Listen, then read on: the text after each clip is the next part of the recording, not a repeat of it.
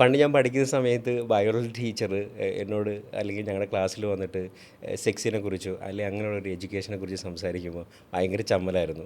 എനിക്ക് മാത്രമല്ല കൂടെ ഇരിക്കുന്ന എല്ലാ പെൺകുട്ടികളും ഭയങ്കര ചമ്മലുള്ളൊരു കാര്യമായിരുന്നു. ഇപ്പം ലോകത്തുള്ള എല്ലാ ആൾക്കാരും ചർച്ച ചെയ്യുന്നതും അല്ലെ കേരള സിലബസിൽ അല്ലെ എല്ലാ സിലബസിലും വേണ്ട ഒരു കാര്യമാണ് സെക്സ് എഡ്യൂക്കേഷൻ. ഈ സെക്സ് എഡ്യൂക്കേഷൻ എന്നുള്ളത് എന്താണ്? അല്ലെങ്കിൽ അതൊരു ശാരീരിക ബന്ധം മാത്രമാണോ സെക്സ് എഡ്യൂക്കേഷൻ? നമ്മളൊക്കെ സ്കൂളിൽ പഠിക്കുന്ന സമയത്ത് എനിക്ക് തോന്നുന്നു ബയോളജിയിലൊരു ചാപ്റ്റർ ഉണ്ട്, റീപ്രൊഡക്റ്റീവ് സിസ്റ്റം. അത് ബയോളജി ടീച്ചേഴ്സ് ആണുങ്ങളാണെങ്കിലും പെണ്ണുങ്ങളാണെങ്കിലും സ്കിപ്പ് ചെയ്യും. അവർ പറയും ഒന്നീ നിങ്ങൾക്ക് 10ാം ക്ലാസ്സിൽ പഠിക്കാം എന്ന് പറയും. 10ാം ക്ലാസ്സിലെത്തുമ്പോൾ പറയും നിങ്ങൾ 9ാം ക്ലാസ്സിൽ പഠിച്ചതാണല്ലോ. കാരണം അതിന് ചുറ്റും എപ്പോഴും ഒരു ടാബും ഉണ്ട്. ഈ റീപ്രൊഡക്റ്റീവ് സിസ്റ്റം എന്ന് പറയുന്നത് അല്ലേ, അതിനകത്തോട്ട് പോകുന്നതിനെക്കുറിച്ച് ചിന്തിക്കുന്നതിനെക്കുറിച്ച് ഭയങ്കര ടാബുണ്ട്. ഈ സെക്സ് എഡ്യൂക്കേഷൻ എന്ന് പറയുമ്പം തന്നെ ഇത്രയും ഡെവലപ്ഡ് ആണ്, ഇത്രയും നമ്മൾ മുന്നോട്ട് വന്നു എന്ന് പറഞ്ഞാലും നമ്മളെപ്പോഴും ആ ഫസ്റ്റ് വേർഡ് മാത്രമേ ചിന്തിക്കുന്നുള്ളൂ, സെക്സ്. എഡ്യൂക്കേഷൻ എന്ന് പറയുന്ന സാധനത്തെക്കുറിച്ച് നമ്മൾ ചിന്തിക്കുക. അപ്പോൾ പേരൻസ് തന്നെ സെക്സ് എഡ്യൂക്കേഷൻ എന്ന് പറഞ്ഞാൽ ചിന്തിക്കുന്നത് സെക്സിനെ കുറിച്ച് കുട്ടികളോട് പറഞ്ഞു കൊടുക്കുക എന്നുള്ളതാണ്. പക്ഷേ സെക്സ് എഡ്യൂക്കേഷൻ അങ്ങനെയല്ല. സെക്സ് എഡ്യൂക്കേഷൻ എന്ന് പറഞ്ഞാൽ അതൊരു ഇപ്പോൾ ഒരു കുട്ടിയെ സംബന്ധിച്ചോളം ഡെവലപ്മെൻറ്റ് ഭയങ്കര ഇമ്പോർട്ടൻ്റാണ്. അപ്പോൾ അവരുടെ ഡെവലപ്മെൻറ്റിൻ്റെ ഭാഗമാണ് അവരുടെ ശരീരം എന്ന് പറയുന്നത്. ഈ ശരീരവുമായിട്ട് കണക്റ്റഡ് ആണ് അവരുടെ മനസ്സെന്ന് പറയുന്നത്. ഇപ്പോൾ സെക്സ് എഡ്യൂക്കേഷൻ എന്ന് പറഞ്ഞാൽ child knowing about their identity about their body and what is inside their mind. അപ്പോൾ ഓവറോൾ ഒരു വ്യക്തിയുടെ ഏറ്റവും കൂടുതൽ കാര്യങ്ങൾ മനസ്സിലാക്കാൻ പറ്റുന്ന ഒരു കുട്ടിക്ക് മനസ്സിലാകാം. ഇൻറ്റിമസിയെക്കുറിച്ചാകാം, അഫെക്ഷനെക്കുറിച്ചാകാം, അവരുടെ സോഷ്യൽ റിലേഷൻഷിപ്പിനെ കുറിച്ചാകാം, അവർക്ക് നാളെ ഒരു ഫ്രണ്ട്ഷിപ്പിനെ കുറിച്ചാകാം. ഇതൊന്നും വേണ്ട. ഇതൊക്കെ നമുക്ക് റിലേഷൻഷിപ്പ് എന്ന് പറയുമ്പോഴേ പേരൻസിന് ഭയങ്കര ടെൻഷനാണ്. ഇതൊന്നുമല്ല. ഓട്ടോണോമി, എൻ്റെ ശരീരം എൻ്റെ എങ്ങനെയാണ്, എൻ്റെ ശരീരത്തിൽ വരുന്ന വികാസങ്ങളും എങ്ങനെയാണ്, അല്ലെങ്കിൽ എൻ്റെ സെൽഫ് ഹൈജീൻ എന്തൊക്കെയാണ്, ഞാൻ നല്ല സുഹൃത്തുക്കളെ എങ്ങനെ തിരഞ്ഞെടുക്കാം, എൻ്റെ കമ്മ്യൂണിക്കേഷൻ എങ്ങനെയായിരിക്കാം, അല്ലെങ്കിൽ ഞാൻ എങ്ങനെ ആൾക്കാരെ ഫേസ് ചെയ്യണം, ഷെയിം, ഗിൽട്ട്, ഇതെന്താണ് ഇങ്ങനെ ഈ പവർ പ്ലേ ഉണ്ടല്ലോ, നമ്മുടെ ചുറ്റിനുമുള്ള പവർ പ്ലേ, അതെങ്ങനെ എൻ്റെ ഒരു വെൽബീയിങ്ങിനെ എഫക്റ്റ് ചെയ്യും, അല്ലെങ്കിൽ ഈ ജെൻഡറിനെ കുറിച്ച്. ഇതൊന്നുമല്ല. കൊച്ചു കുട്ടികൾ തൊട്ട് കൊച്ചു പിള്ളേർ, നമ്മുടെയൊക്കെ വീട്ടിൽ വളരുന്ന കൊച്ചു കുട്ടികളുണ്ട്.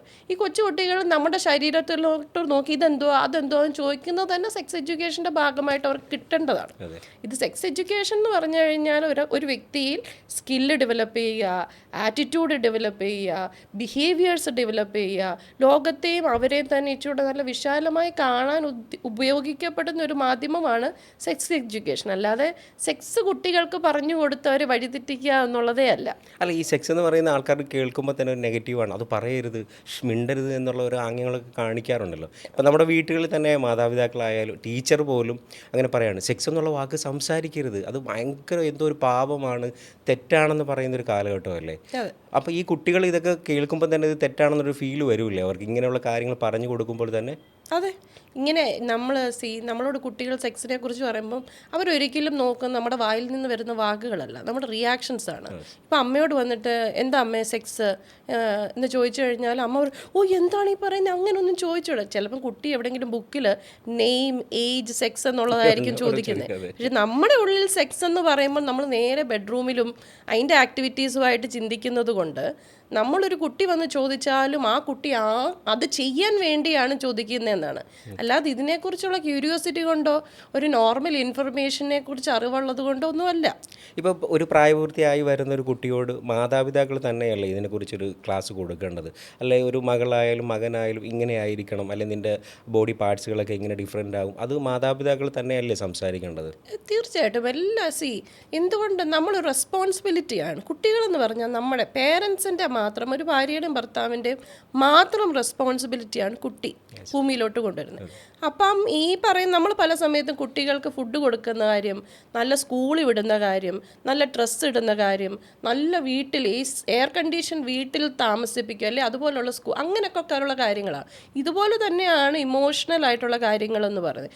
ഇമോഷണൽ നീഡ്സിൻ്റെ ഒരു ബേസിക് കാര്യമാണ് കുട്ടിക്ക് സെക്സിനെ കുറിച്ച് ട്രസ്റ്റഡ് ആയിട്ടുള്ള, നമ്മളാണ് അവരുടെ ട്രസ്റ്റഡ് ഇൻഡിവിജ്വൽസ്. ആ ട്രസ്റ്റഡ് ഇൻഡിവിജ്വൽസിൽ നിന്ന് തന്നെ അങ്ങനെയുള്ള ഇൻഫർമേഷൻ കുട്ടികൾക്ക് കിട്ടുക എന്ന് പറഞ്ഞാൽ ഭയങ്കര ഇമ്പോർട്ടൻ്റാണ്. പലപ്പോഴും പേരൻസ് ഡിപ്പെൻഡ് ചെയ്യുന്നത് ഈ പറയുന്ന സ്കൂളുകളിലാണ്. എങ്കിൽ ഇപ്പം കുറച്ചുകൂടെ വലുതാവുമ്പോഴത്തേക്കിനും ഈ കുട്ടികളെ ക്യാമ്പുകളിൽ പറഞ്ഞു വിടും. അപ്പോൾ അവിടെ നിന്നുള്ള ഇൻഫർമേഷൻ അവിടെ കിട്ടുമായിരിക്കുമല്ലോ എന്നൊക്കെയാണ് ഇവർ ഈ ചിന്തിക്കുന്നത്. പക്ഷേ ഈ പറയുന്ന ടീച്ചേഴ്സ് എന്ന് പറയുന്ന ജീവിതകാലം മൊത്തം അവരുടെ കൂടെ ഉള്ളവരല്ല. ഈ പറയുന്ന ക്യാമ്പിൽ വരുന്ന റിസോഴ്സ് പേഴ്സൺ എന്ന് പറയുന്നത് അവർക്ക് എപ്പോഴും ആക്സസിബിൾ ആയിട്ടുള്ള ആൾക്കാരല്ല. അവർക്ക് വിശ്വസിക്കാൻ പറ്റുമെന്ന് നമുക്ക് പോലും അറിഞ്ഞുകൂടാ. ഇന്നത്തെ കാലം ഒന്ന് നോക്കിക്കേ, എന്തെല്ലാം ഇഷ്യൂസാണ് ഈ ക്ലാസ് എടുക്കാൻ വരുന്നു, അല്ലെങ്കിൽ പല മേഖലയിൽ നിന്ന് വരുന്നവരെ വിശ്വസിച്ച് നമ്മൾ ചെല്ലുമ്പോൾ ഇവരൊന്നും ട്രസ്റ്റഡ് ആയിട്ടുള്ള ആൾക്കാരാണെന്ന് നമുക്കറിയത്തില്ല. പക്ഷെ പേരൻസ് എന്ന് പറയുന്നത് അവർ റെസ്പോൺസിബിളി ആ കുഞ്ഞിനെ നോക്കുന്ന ഒരാളാണെങ്കിൽ ദേ ആർ അവർ ട്രസ്റ്റഡാണ്. അപ്പം ട്രസ്റ്റഡ് ആയിട്ടുള്ള ആൾക്കാരിൽ നിന്ന് കുട്ടികൾക്ക് ഇൻഫർമേഷൻ കിട്ടുക എന്ന് പറയുന്നത് ഇമ്പോർട്ടൻ്റാണ്. അതുമാത്രമുള്ള പേരൻസ് ഉണ്ടെങ്കിൽ ഇതൊക്കെ ഞാൻ എന്ത് പറയും, if you want to have a continuing conversation with your child, ഭാവിയിലും നിങ്ങൾക്ക് കുട്ടികൾ അവരുടെ പ്രശ്നങ്ങൾ നിങ്ങളുടെ അടുത്ത് വന്ന് പറയണമെങ്കിൽ ഗ്രൗണ്ട് ലെവൽ വർക്ക് നടത്തണം. ഈ ഗ്രൗണ്ട് ലെവൽ വർക്കാണ് ഈ പറയുന്ന കൊച്ചു പ്രായം എന്ന് പറയുന്നത്. ആ പ്രായത്തിൽ അവരോട് ഇങ്ങനെയുള്ള കാര്യങ്ങൾ നമുക്ക് പറയാൻ സാധിക്കുവാണെങ്കിൽ അവർക്ക് നാളെ ഒരു പ്രശ്നം വരുമ്പോൾ അവർ വേറെ റിസോഴ്സസ് നോക്കാതെ നമ്മുടെ അടുത്ത് തന്നെ വരും. തീർച്ചയായിട്ടും. അപ്പോൾ ഈ മാതാപിതാക്കൾ, ഒരു കുട്ടി ക്ലാസ് കഴിഞ്ഞ് വന്നാൽ ഒരു കുട്ടിയോട് എത്ര സമയം മാതാപിതാക്കൾ അവരോട് സംസാരിക്കണം? അങ്ങനെയല്ല കേട്ടോ, നമ്മൾ എത്ര നേരം സംസാരിക്കുന്നൊന്നുമല്ല, നമ്മൾ എത്ര ക്വാളിറ്റിയോടുകൂടി സംസാരിക്കുന്നു എന്നുള്ളത്. ഇപ്പം നമ്മളൊക്കെ എന്ന് പറഞ്ഞ് ജോലി ചെയ്യുന്നവരാണ്. അപ്പം നമുക്ക് മണിക്കൂറുകളോളം ഇരുന്ന് സംസാരിക്കാനൊന്നും പറ്റത്തില്ല. ചിലപ്പം ബെഡ് ടൈമിലായിരിക്കും അവരെ കിടത്തി ഉറക്കാന്ന്. അന്നേരം നമ്മൾ അവരോട് സംസാരിക്കുന്നത് അവർക്ക് ഫുൾ അറ്റൻഷൻ കൊടുത്ത് അവരുടെ കാര്യം കേൾക്കാനും അതിനെ ജഡ്ജ്മെൻ്റലായിട്ട് കാണാതെ അതിന് റെസ്പോണ്ട് ചെയ്യാനും ഇരിക്കുന്നതാണ് ഏറ്റവും നല്ലത്. അപ്പോൾ നമ്മൾ അത് ഏത് ടോപ്പിക്ക് വേണേലും സംസാരിക്കാം. ഒരിക്കലും കമ്മ്യൂണിക്കേഷൻ എന്ന് പറഞ്ഞാൽ നമ്മളിപ്പോൾ ഇങ്ങനെ ഇരുന്ന് സംസാരിക്കേണ്ട കാര്യമേ ഇല്ല. എല്ലാത്തിലും നമുക്ക് കമ്മ്യൂണിക്കേറ്റ് ചെയ്യാം. ഇപ്പോൾ അടുക്കളയിൽ നിൽക്കുന്ന സമയത്ത്, കുട്ടിയെ കുളിപ്പിക്കുന്ന സമയത്ത്, അല്ലെങ്കിൽ നിങ്ങൾ ഗ്രോസറി ഷോപ്പിങ്ങിന് പോകുന്ന സമയത്ത്, ഏത് സമയവും നമുക്ക് സംസാരിക്കാനുള്ള സമയമാണ്. പക്ഷെ അത് കുട്ടി പറയുന്നത് കേൾക്കാനും അതിനുശേഷം നമ്മൾ പറയുന്നത് കുട്ടി കേൾക്കാനും ഉള്ളൊരു സ്പേസ് ഉണ്ടെങ്കിൽ it's A good quality communication. ഇപ്പോൾ മാതാപിതാക്കൾക്ക് ഒരു ചമ്മലുണ്ടാവും, അവരോട് കുട്ടികളുള്ളത് പെനീസ് അല്ലെങ്കിൽ വെജീന എന്ന് പറയുന്ന ഒരു പേടിയായിരിക്കും. പണ്ടൊക്കെ എന്നോട് പറയുന്നത് ഷൂഷ് വെച്ച് അങ്ങനെയുള്ള വേഡ്സുകളാണ് അന്ന് നമ്മുടെ പേരൻസൊക്കെ പറയുന്നത് പോലും. അപ്പം അങ്ങനെയുള്ള വേഡ്സുകൾ അവരോട് പറയുന്നത് ഒരു നോൺ വെജ് ആയിട്ട് ഫീൽ ചെയ്യുമോ, അതൊരു നെഗറ്റീവായിട്ട് ഫീൽ ചെയ്യുമോ? ഇല്ല, നമ്മളിപ്പം കണ്ണിന് എന്താണ് പറയുന്നത്, ഇപ്പം ഇപ്പോൾ പൊതുവെ ആൾക്കാർ ചോദിക്കുന്നത് എങ്ങനെ കുട്ടികളോട് ഇത് പറയും. നിങ്ങളിപ്പോൾ ഒരു കുട്ടിയുടെ കയ്യിൽ ഒരു ഫോൺ എടുത്ത് കൊടുത്തിട്ട് കോക്കോമെലൺ കൊടുക്കുക, അത് കൊടുക്കാൻ നിങ്ങൾക്ക് ധൈര്യം ഉണ്ടെങ്കിൽ നിങ്ങൾക്ക് ഏത് ടോപ്പിക്കിനെ കുറിച്ച് വേണമെങ്കിലും സംസാരിക്കാം. കുട്ടികൾ സ്കൂളിൽ പഠിക്കുന്നതാണ് head, shoulders, knees and toes ഇതുപോലെയുള്ളൂ. ശരീരത്തിൻ്റെ ഒരു ഭാഗം മാത്രമാണിത്. ഈ ഭാഗം ഇല്ലെങ്കിൽ എങ്ങനെ അവരുടെ ശരീരം ഫങ്ഷൻ ചെയ്യും? എത്രയോ കുട്ടികൾക്ക് ഈ ഭാഗങ്ങളൊന്നും ഫങ്ഷൻ ചെയ്യാത്തതുകൊണ്ട് ട്രീറ്റ്മെൻറ്റിന് പോകുന്നു. അപ്പം നമ്മുടെ നോർമൽ ബോഡിക്ക് ഫങ്ഷൻ ചെയ്യേണ്ട കാര്യങ്ങളേ ഉള്ളൂ. അത് അതിൻ്റേതായിട്ടുള്ള ഫങ്ഷൻ ഓരോ പ്രായത്തിൽ ചെയ്യുന്നത് കൊണ്ടാണ് നമ്മൾ ഹെൽത്തി ആയിട്ടിരിക്കുന്നത്. അല്ലേ ഇപ്പം എത്ര പേര് ഫെർട്ടിലിറ്റി ട്രീറ്റ്മെൻറ്റിന് പോകുന്നു? ആ ഭാഗങ്ങളൊന്നും ഇല്ലായിരുന്നു എങ്കിൽ നമ്മൾ ചെറുപ്പത്തിലെ ട്രീറ്റ്മെൻറ്റിന് പോകില്ലേ? അപ്പോൾ ഈ കണ്ണ്, മൂക്ക്, കയ്യ്, കാല് എന്ന് പറയുന്നത് പോലെ തന്നെ വേണം ഈ ബോഡി. ഇപ്പം പീനസ് എന്നും വൾവ എന്നും വജൈന എന്നും ഒക്കെ പറയുന്ന, യൂട്രസ് എന്നൊക്കെ പറഞ്ഞു കഴിഞ്ഞാൽ തന്നെ നമുക്ക് അതിനകത്തുള്ള ടാബൂസ് മാറും. ഇപ്പം പല സ്കൂളുകളിലും ഇങ്ങനെ കൗൺസിലിംഗ് ക്ലാസ്സസ് ഉണ്ട്, അതിനകത്ത് സെക്സ് എഡ്യൂക്കേഷൻ കൊടുക്കുന്നു എന്നാണ് പറയുന്നത്. പക്ഷേ സ്കൂളുകൾക്കൊരു ലിമിറ്റേഷൻ ഉണ്ട്. കാരണം പല പേരൻസും പറയുന്നുണ്ട് ഇങ്ങനെയുള്ള വേർഡ്സ് യൂസ് ചെയ്യില്ല. അല്ലെ ഗ്രാൻഡ് പേരൻസ് ആയിരിക്കും കുട്ടികളെ വളർത്തുക. അപ്പോൾ അവർ ചെന്ന് കംപ്ലയിൻറ്റ് ചെയ്യും, ഇങ്ങനെയുള്ള വാക്കുകളൊന്നും ഞങ്ങൾ ഉപയോഗിക്കത്തില്ല, അതുകൊണ്ട് നിങ്ങൾ ഉപയോഗിച്ചുകൂടാ. അപ്പോൾ പല സ്കൂളുകളിലും ബിറ്റ്വീൻ ദ ലെഗ്സ് എന്നാണ് പറയുന്നത്. ബിറ്റ്വീൻ ദ ലെഗ്സ് എന്ന് പറയേണ്ട കാര്യമുണ്ടോ? അതെ, പറയേണ്ട കാര്യമില്ല. അല്ല, അത് അത്ര വലിയ തെറ്റായിട്ടുള്ളൊരു വേർഡ്സ് ആണോ? അല്ല, അത് നമ്മൾ മുതിർന്നവർ സെക്സിനെ കാണുന്നത് വളരെ മോശപ്പെട്ട ഒരു കാര്യമായിട്ടായതുകൊണ്ടാണ്. നമുക്ക് സെക്സിനെ കുറിച്ചൊരു പോസിറ്റീവ് തോട്ട് ഇല്ല. സെക്സ് എന്ന് പറഞ്ഞാൽ വളരെ മോശമായ അല്ലെങ്കിൽ ഒരു വൾഗാരിറ്റിയാണ്. നമുക്ക് ഒരിക്കലും സെക്സ് എഡ്യൂക്കേഷൻ കിട്ടാത്തത് കൊണ്ടാണ് നമ്മൾ അതിനെ വൾഗറായിട്ട് കാണുന്നത്. നമുക്ക് സെക്സ് എഡ്യൂക്കേഷൻ ഉണ്ട്. ഇപ്പം നമ്മൾ വീട്ടിൽ പല കാര്യങ്ങൾ സംസാരിക്കുന്നതിൻ്റെ ഒരു ഭാഗമായി സെക്സിനെ കുറിച്ച് സംസാരിച്ചിട്ടുണ്ടെങ്കിൽ നമുക്ക് നാളെ ഒരാൾ ഇതിനെക്കുറിച്ച് പറയുമ്പോൾ അയ്യേ നാണക്കേട് എന്ന് ചിന്തിക്കത്തില്ല. ഇപ്പം കുട്ടികളുടെ മുന്നിൽ വെച്ച് പോലും പേരൻസ് ചുംബിക്കുന്നത് പോലും വലിയ തെറ്റാണ്, പാവമായി കാണുന്നത്. പക്ഷേ അങ്ങനെയുള്ള ഇമോഷൻസുകൾ കുട്ടികളുടെ മുന്നിൽ വെച്ച് ചെയ്യുന്നത് തെറ്റ് തന്നെയാണോ? അല്ല, കുട്ടികൾ നമ്മളിപ്പം സെക്സിനെ കുറിച്ചാണ് കുട്ടിയോട് പറയുന്നതെന്ന് വിചാരിച്ചു. ഒരു 8 years തൊട്ട് 9 years മേലോട്ട് കുട്ടികൾ ചോദിക്കുന്ന ഒരു ചോദ്യമാണ് how did a baby come inside the stomach, എങ്ങനെയാണ് ഒരു കുട്ടി വയറ്റി വന്നതെന്ന്. അപ്പം നമ്മൾ പ്രാർത്ഥിച്ചപ്പോൾ ഉണ്ടായി, അല്ലെങ്കിൽ അമ്മ ഉറങ്ങിക്കിടന്നപ്പോൾ ഉണ്ടായി, ഒഴിക്കലും ഉണ്ടായി, അല്ലെ അമ്മ ഉണർന്നപ്പം വയറ് തന്നെ. ഇതൊക്കെ നമ്മൾ ചെറുപ്പത്തിൽ കേട്ടിട്ടുള്ള കാര്യമാണ്. അന്നേരം നമുക്കറിയത്തില്ല ഇതൊക്കെ ചുമ്മാ എന്ന്. തീർച്ചയായിട്ടും അറിയാം നമുക്കിതൊക്കെ ചുമ്മാതാണ്. അപ്പോൾ അങ്ങനെയുള്ള കോൺവെർസേഷനും കുട്ടികളോട് സെക്സ് എന്ന് പറയുന്ന കാര്യത്തെക്കുറിച്ച് നമുക്ക് വളരെ സയൻറ്റിഫിക്കലി ആയിട്ട് പറഞ്ഞു കൊടുക്കാം. അതിന് നമ്മൾ ചെറുപ്പത്തിൽ തുടങ്ങണം. ഇപ്പം എഗ്ഗും സ്പേമും ജോയിൻ ചെയ്താലാണ് ഒരു കുട്ടി ഉണ്ടാകുന്നതെന്ന് കുട്ടിയോട് പറയുന്നതിനകത്ത് വലിയ തെറ്റൊന്നുമില്ല. കുട്ടി അതിനെക്കുറിച്ച് വലിയ ആഘാതമായി ചിന്തിക്കത്തില്ല. അപ്പോൾ നമ്മളിപ്പോൾ ഉമ്മ വെക്കുമ്പോൾ നമ്മൾ പേരൻസ് തമ്മിൽ ഉമ്മ വെക്കുമ്പോൾ നമുക്ക് അവരോട് പറയാം, ഞങ്ങളൊരു കമ്മിറ്റഡ് റിലേഷൻഷിപ്പിലാണ്, വി ട്രസ്റ്റ് ഈച്ച് അതർ, ഞങ്ങൾക്ക് തമ്മിൽ വളരെ ആത്മാർത്ഥമായ ഒരു സ്നേഹമുണ്ട്, ഞങ്ങൾ റെസ്പോൺസിബിലിറ്റി ഈക്വലി ഷെയർ ചെയ്യുന്നുണ്ട്, അതുകൊണ്ട് വി എക്സ്പ്രസ് അവർ ലവ്. സ്നേഹം എക്സ്പ്രസ് ചെയ്യാനുള്ളതാണ് എന്ന് കുട്ടികൾ പഠിക്കണം. പക്ഷേ ഇതൊന്നും ഇല്ലാതെ വന്നു കഴിയുമ്പോഴത്തേക്കിനും ഇതെല്ലാം നാച്ചുറൽ ഇൻസ്റ്റിങ്ക്റ്റ് ആണ്. ഈ പറയുന്ന ഒരു വികാരങ്ങളും അൺനാച്ചുറലായിട്ട് വരുന്നതല്ല. അപ്പോൾ അത് എവിടെ പ്രാക്ടീസ് ചെയ്യണമെന്ന് കുട്ടികൾക്കറിയത്തില്ല, ഏത് പ്രായത്തിൽ പ്രാക്ടീസ് ചെയ്യണമെന്നറിയത്തില്ല. ഇവർക്ക് കിട്ടുന്ന ഇൻഫർമേഷൻ വളരെ റോങ് സോഴ്സസിലായതുകൊണ്ട് തന്നെ അവരത് എവിടെ വേണമെങ്കിലും ഉപയോഗിക്കും. പക്ഷെ നമ്മുടെ വീട്ടിലിത് കണ്ടു വളരുവാണെങ്കിൽ ഈ കൊച്ചു കുട്ടികൾക്ക് എത്ര പേരൻസിനറിയാം 8 വയസ്സ് മുതലാണ് നമുക്ക് ക്രഷ് എന്ന് പറയുന്നത് തുടങ്ങുന്നത്. എനിക്കും തോന്നിയിട്ടുള്ളത് 8 വയസ്സിലാണ്. വേറെ ആർക്കാണേലും 8 വയസ്സിലൊക്കെയാണ് ക്രഷ് തുടങ്ങുന്നത്. പക്ഷെ നമ്മളാരും വീട്ടിൽ പറഞ്ഞിട്ടില്ല. ഇന്നത്തെ പിള്ളേർ വീട്ടിൽ ഒന്ന് പറയും, എനിക്കൊരു ബോയ് ഫ്രണ്ട് ഉണ്ട്, എനിക്ക് ഇന്ന് 5 ഇയർ ഓൾഡ് തന്നെ പറയാൻ തുടങ്ങുന്നുണ്ട്. എന്തുകൊണ്ടാ? ഇതൊരു നോർമൽ കാര്യമാണ്. എനിക്ക് എൻ്റെ പേരൻറ്റിൻ്റെ അടുത്ത് വന്ന് പറയാം. അവർ കാണുന്നുണ്ട് സ്നേഹത്തെക്കുറിച്ച് നമ്മൾ പറയുന്നത്. ഇന്ന് ഏറ്റവും കൂടുതൽ ഞാനൊരു റിലേഷൻഷിപ്പ് തെറാപ്പിസ്റ്റാണ്. അപ്പം ഞാൻ ഏറ്റവും കൂടുതൽ കാണുന്നത് ഹസ്ബൻഡ് ആൻഡ് വൈഫ് അല്ലെ ഫാമിലി ഇഷ്യൂസാണ്. സ്നേഹം കിട്ടുന്നില്ല, സ്നേഹം കൊടുക്കുന്നില്ല.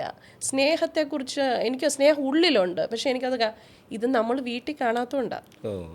നമ്മുടെ കുട്ടികൾക്ക് അങ്ങനെയുള്ള പ്രശ്നം വരാതിരിക്കുന്നത് നമ്മുടെ വീട്ടിൽ ഇത് കണ്ടുപഠിക്കുക. ഇൻറ്റിമസി എന്ന് പറയുന്നത് ഇമ്പോർട്ടൻ്റ് അല്ലേ?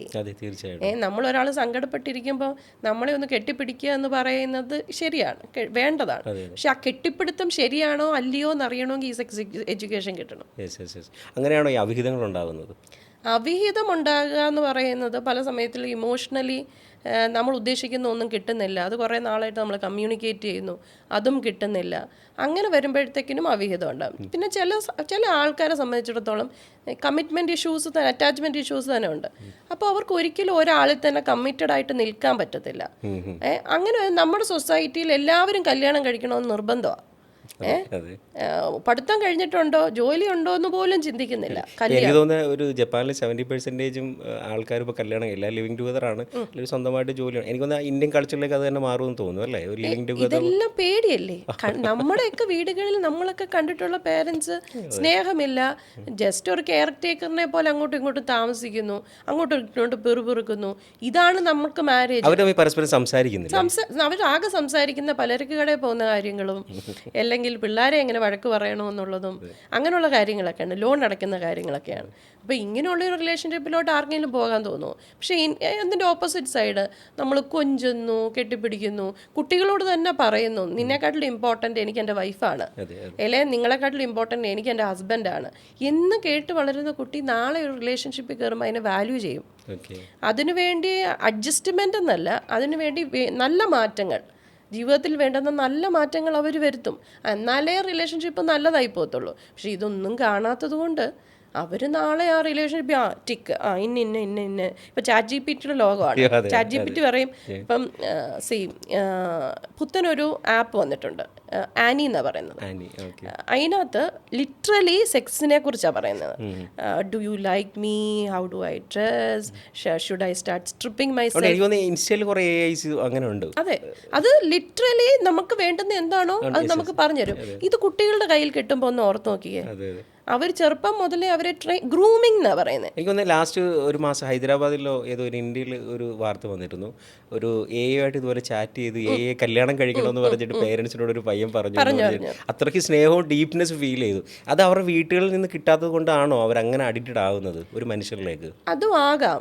പിന്നെ ഓരോരുത്തർക്കും എക്സ്പ്രഷൻസ് ഭയങ്കര, ചിലർ ഭയങ്കര ഇൻട്രോവേർട്ടഡ് ആണെന്ന് വിചാരിച്ചോ, അവർക്ക് ചിലപ്പം അത്രയും സേഫ് സ്പേസ് കിട്ടിയാൽ മാത്രമേ അവർക്ക് ഓപ്പൺ അപ്പ് ആകാൻ പറ്റത്തുള്ളൂ.